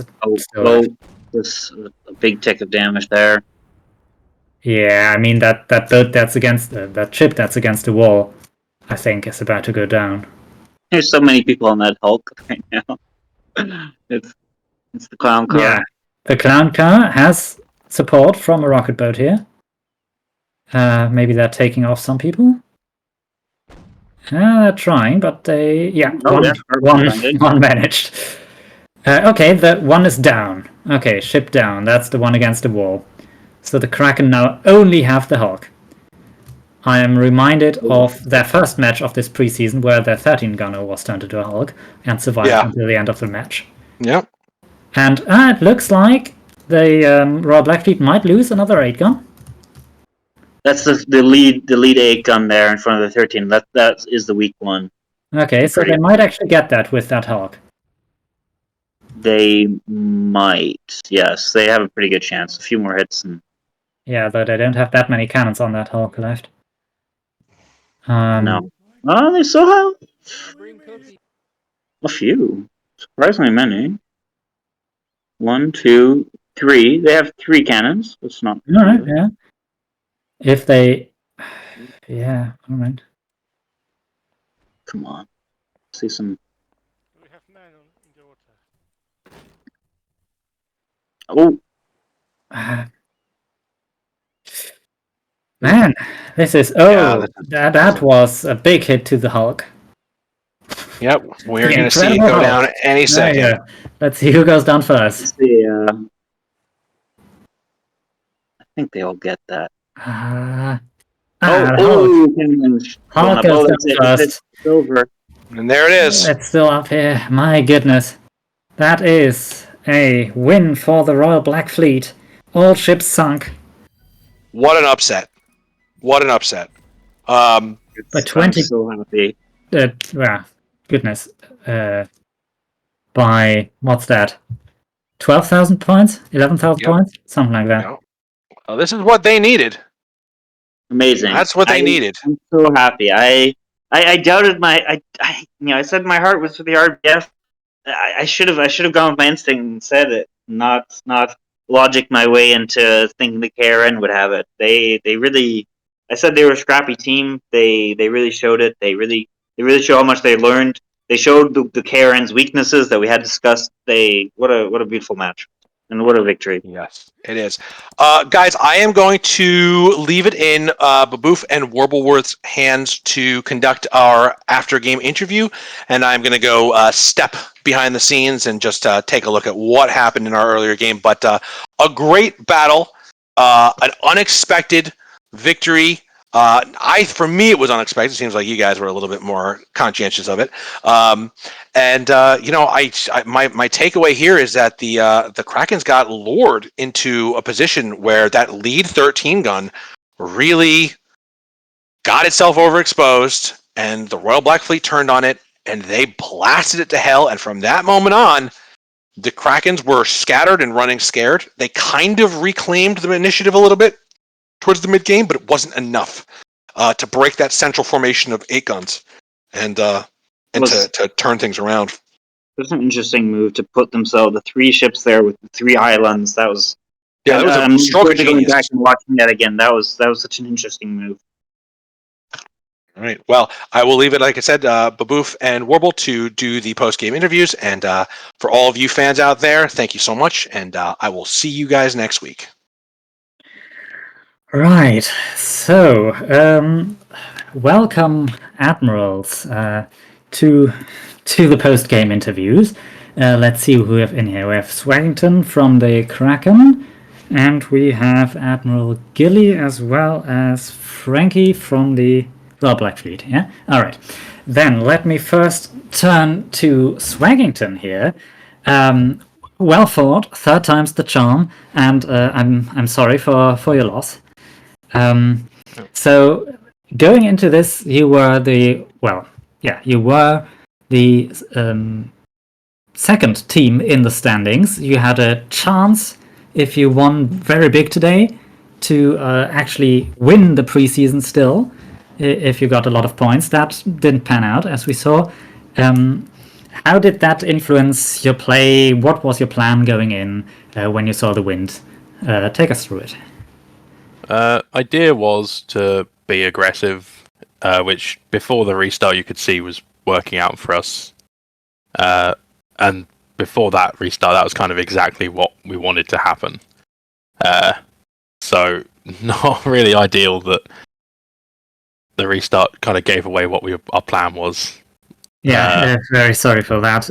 You know how a config looks, and basically there was 1 digit in front of the HP number, so that it took that as HP instead. So we had I think the 13 gun had a single digit HP. So that is very unfortunate. We are trying to find out how that got there. But yeah, unavoidable that we had to restart there, sadly. Sorry for that.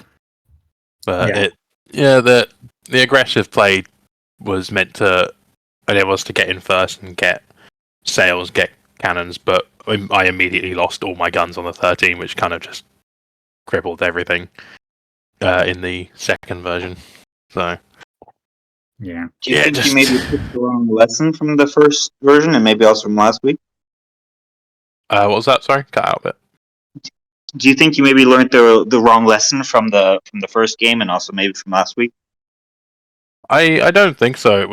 It worked very well for us in last week's one, and then the first version of this was going exactly how we planned it, but on a restart we didn't really know how to then act because our plan had been given away effectively.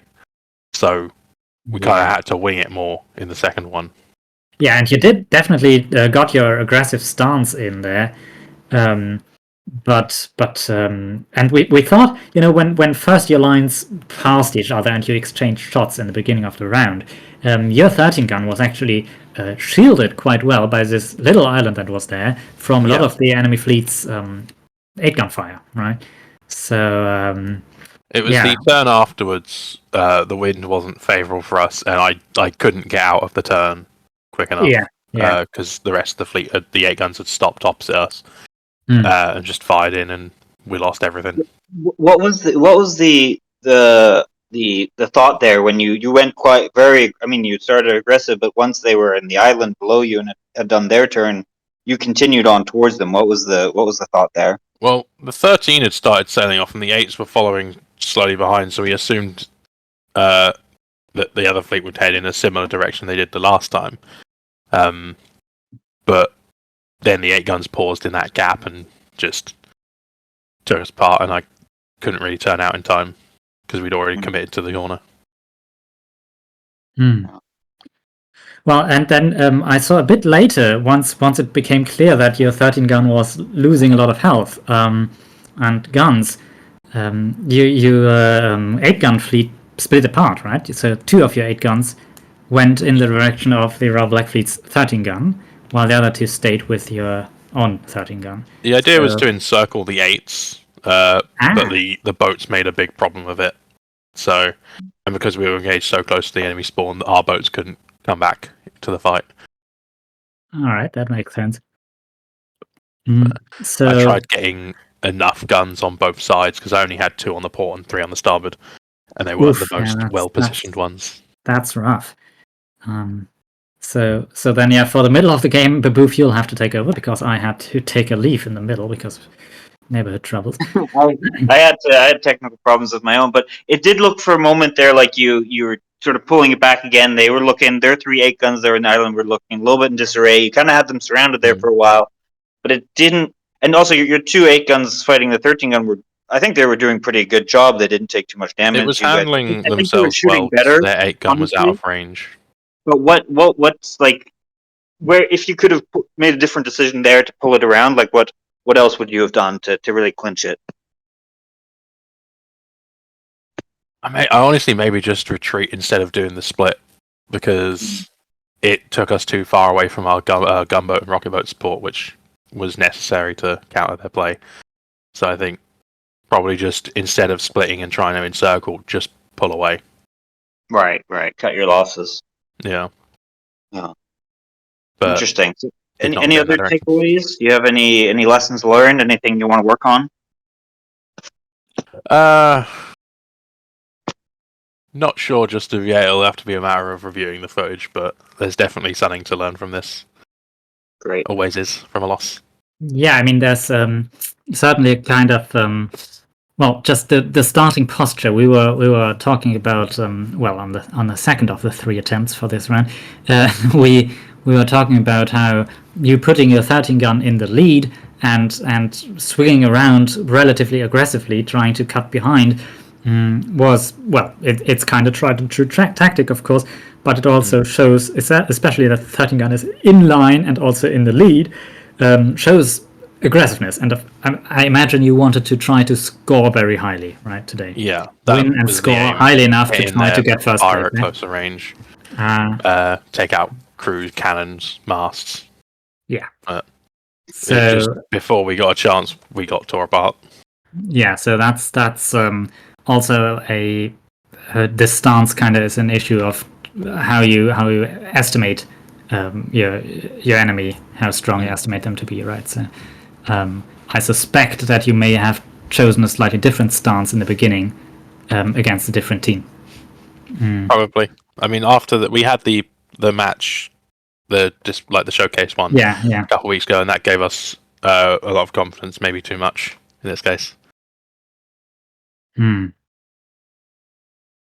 Yeah, well, this taking this into the season 1 actually, and next.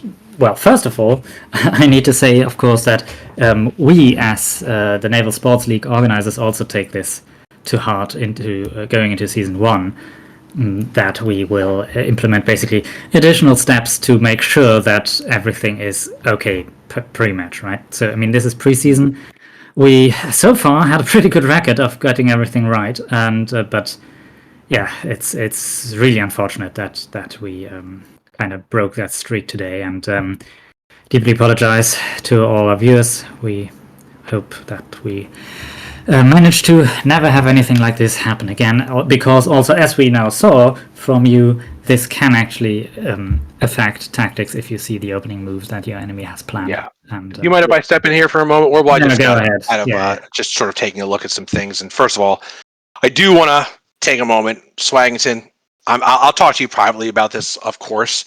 But you have like my sincerest apologies about that false start. I'm sure I know exactly how your team feels right now about the whole subject, and you're being very gracious coming in here and basically not ragging on us for what was that just a critical error that like you said kind of gave away some of your opening. I hope that we will never have this kind of problem again, but I really do feel the need to express to the Krakens, who again I think are going to understandably feel like they had a pretty good start in their first battle, and that sort of gave away their thoughts here. It doesn't take away from what the Royal Black Fleet did in that second battle. Like I don't want anybody to be able to say, oh, the Royal Black Fleet, like they were the only people who benefited. Both of you guys got to see each of your starting positions, right? So it wasn't a one-way thing, but that doesn't mean that something was not taken away from whatever team looked like they had the better position when that game stopped. And there's no question that the Krakens looked like they had a better position. Now, I think there could be something to be said, and I do want to ask the Royal Black Fleet when we talked to them, if what they were doing at the time of the stoppage of the first battle was kind of similar to what they were doing in the second, because they did look like they were trying to bait you. Basically, they were just running, right? And I think the strategy there, and I'd like to ask them, was like in both cases was to sort of feign retreat. And it's so, then great. They didn't get to do it the first time, but they did get to do it the second time. They may have still gotten to do it the first. We can never know what that first battle would have been like. But it doesn't matter. This is probably, in my opinion, the most important battle of the preseason, or at least one of the top 3, because it gave the Krakens the opportunity to get into first place. And I think there's no question. I'm going to be honest, because I think people need to hear honesty from me, the guy who started this league, that something was lost that could not be replaced for the Krakens. And I'm really sorry about that, guys. There's nothing I can say but mea culpa on this one. We will do our again. This is the preseason. It's there's not going to be a crowned victor of the. You're not going to. Well, there will be an obvious leader team, but it's not going to get all the pomp and circumstance that next season will bring. And I certainly hope that this hiccup does not impact whether you will trust us coming in the next season to provide good, fair games that do not have these kind of false starts. We've worked with you guys for a million years on everything. I think you guys know us, that this is not what we wanted. It's a learning experience staying up the season. I really appreciate you seeing it in that light. Again, we'll do our damnedest. Guys, did you have any more questions for the Krakens on this one?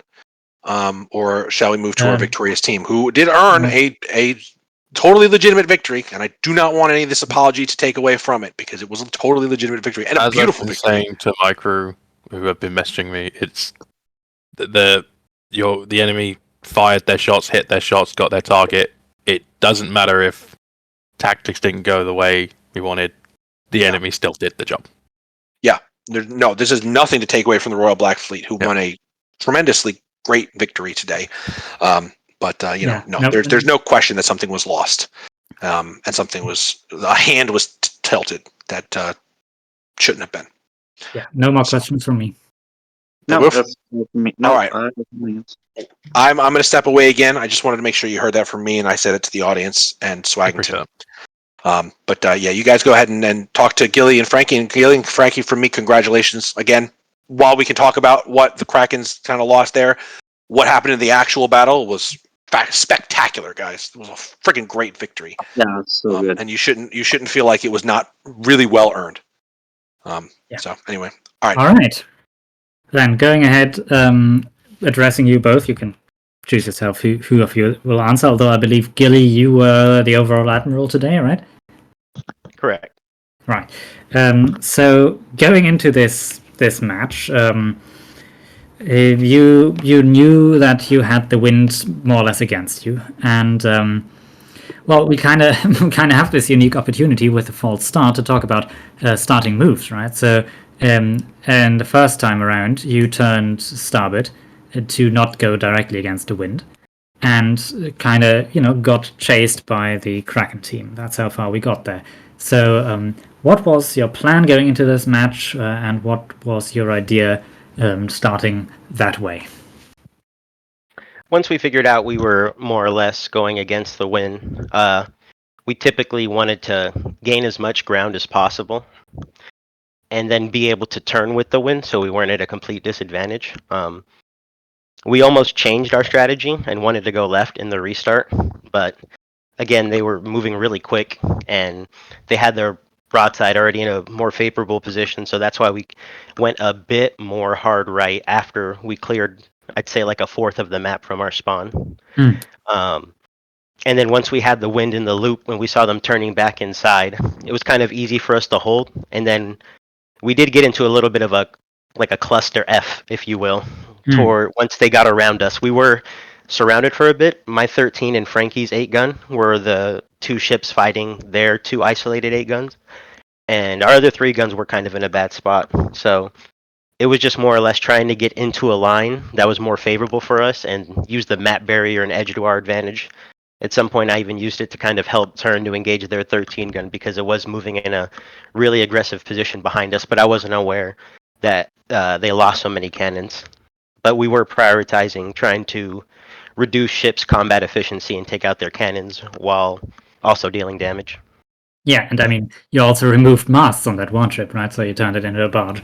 That was quite cool to see that still being up as the last Kraken ship.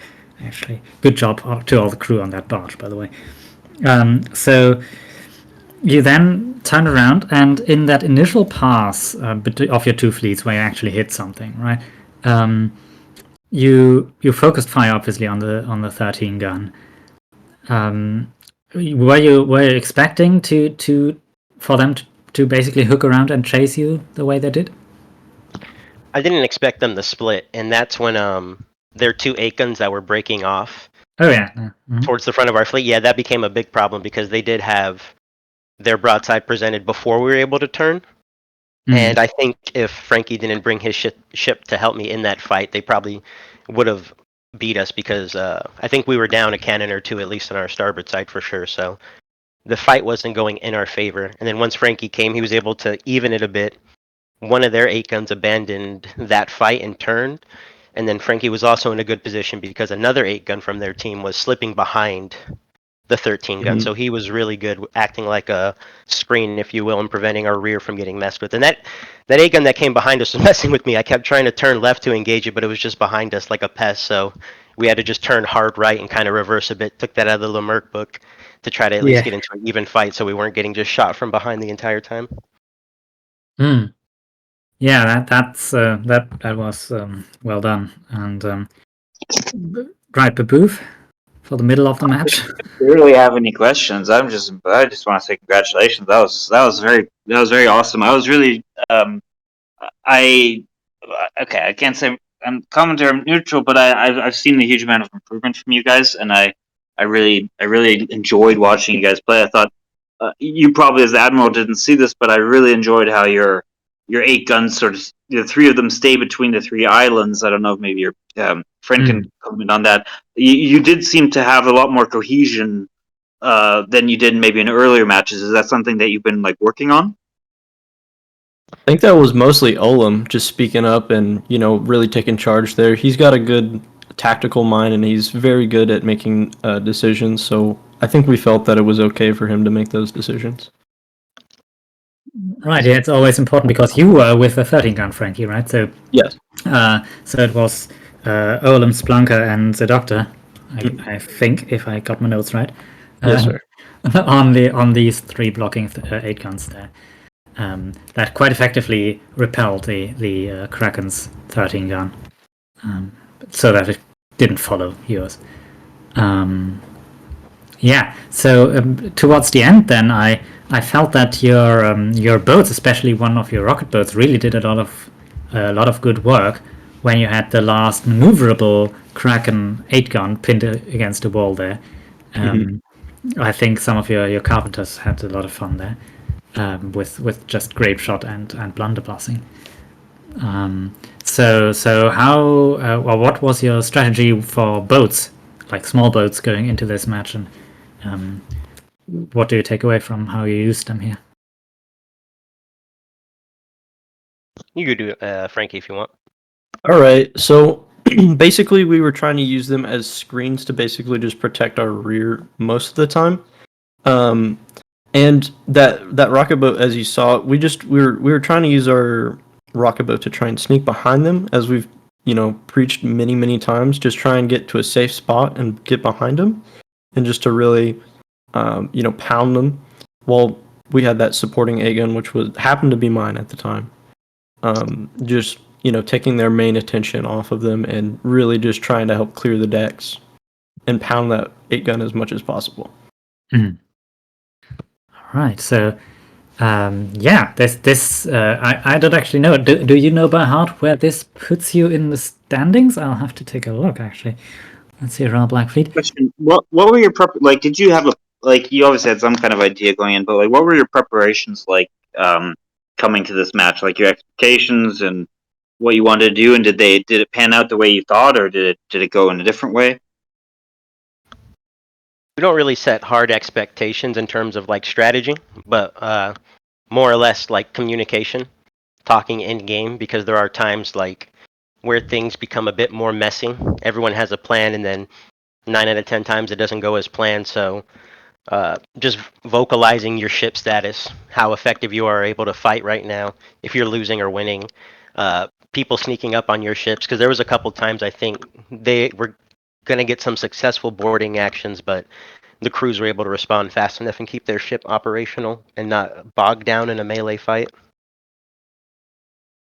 Communication, I think, is the biggest thing, because we have a plan, we execute it, and then inevitably something happens that's not anticipated for, and everyone's just kind of like silent. And like Frankie said, Olam, he's an older gentleman, a bit more wiser, He loves naval history, and he just kind of like spoke up and took the initiative when me and Frankie were occupied and Splunker ship went down, and kind of maintained that group's cohesion at the rear. I think you're going to enjoy looking back on that, because there were moments there where it just looked so nice how they were positioning those 3 islands. It was a joy to watch. It's like 1 second they're in each other's lane of fire, and then they were immediately ready. It was really nice. No, they were moving out of each other's ways and keeping the fight up. It was very good to see. Yeah. So just got the check here. So in the standings currently, you've jumped from 6th in the standings to 4th. So behind the Krakens and Seawolves and Krakens. So even though you beat the Kraken today, they are still ahead of you just in the standings, because they have more overall points amassed through their past victories. But you have the same numbers of wins and losses now. And so the current order is Leviathan, Seawolves, Kraken, Royal Blackfleet. And then the SCP-38 is going to play next week. That's the last match of this preseason, SCP-38 versus VOD Collision on the 15th. And there we still have a chance to to upset some of these standings here. So SCP currently 5th in standings, might be able to get 2nd place, or 3rd or 4th, depending on how they do if they win. So that's something to look forward to. But sorry, I'm getting ahead of myself. Any more questions for our winning admirals, or just more congratulations? Nope, no notes for me. I mean, yeah, it was very, very cool to see, and I need to rewatch it because I'm really had to leave in the middle of the match. I do want to offer my congratulations. However, it all unfolded. You did do your job, and you did beat us fair and square in that one. So, well done. Yeah. Well done to you guys too. You guys put a lot of pressure on us. All right. Then, with that, I believe, thank you, admirals of both teams, for being here for the post-game interviews and for so graciously taking your time, even though we're way over time because of the restart and also because we had like 2 matches today to begin with. Thank you, everyone out there who accepted our Sunday event being cancelled for today to make room for this without any complaints. And to all of the people who were watching or playing as mercenaries on the teams. Thank you to everyone who makes this here possible, the correspondents and us commentators, the Merc and Baboof in this case, the people behind the screen, our director today, Atticus, who got also a chance to comment, and I'm sure the mercenary wrangler, the gunner for today. Thank you, both teams. All 4 teams actually, because we're doing this for 2 rounds, I guess, for playing. And we'll see you for the final match of this preseason next week. VOD Collision versus SCP-38. Thank you all. thank you. Good night. Thank you. Bye. Thank you.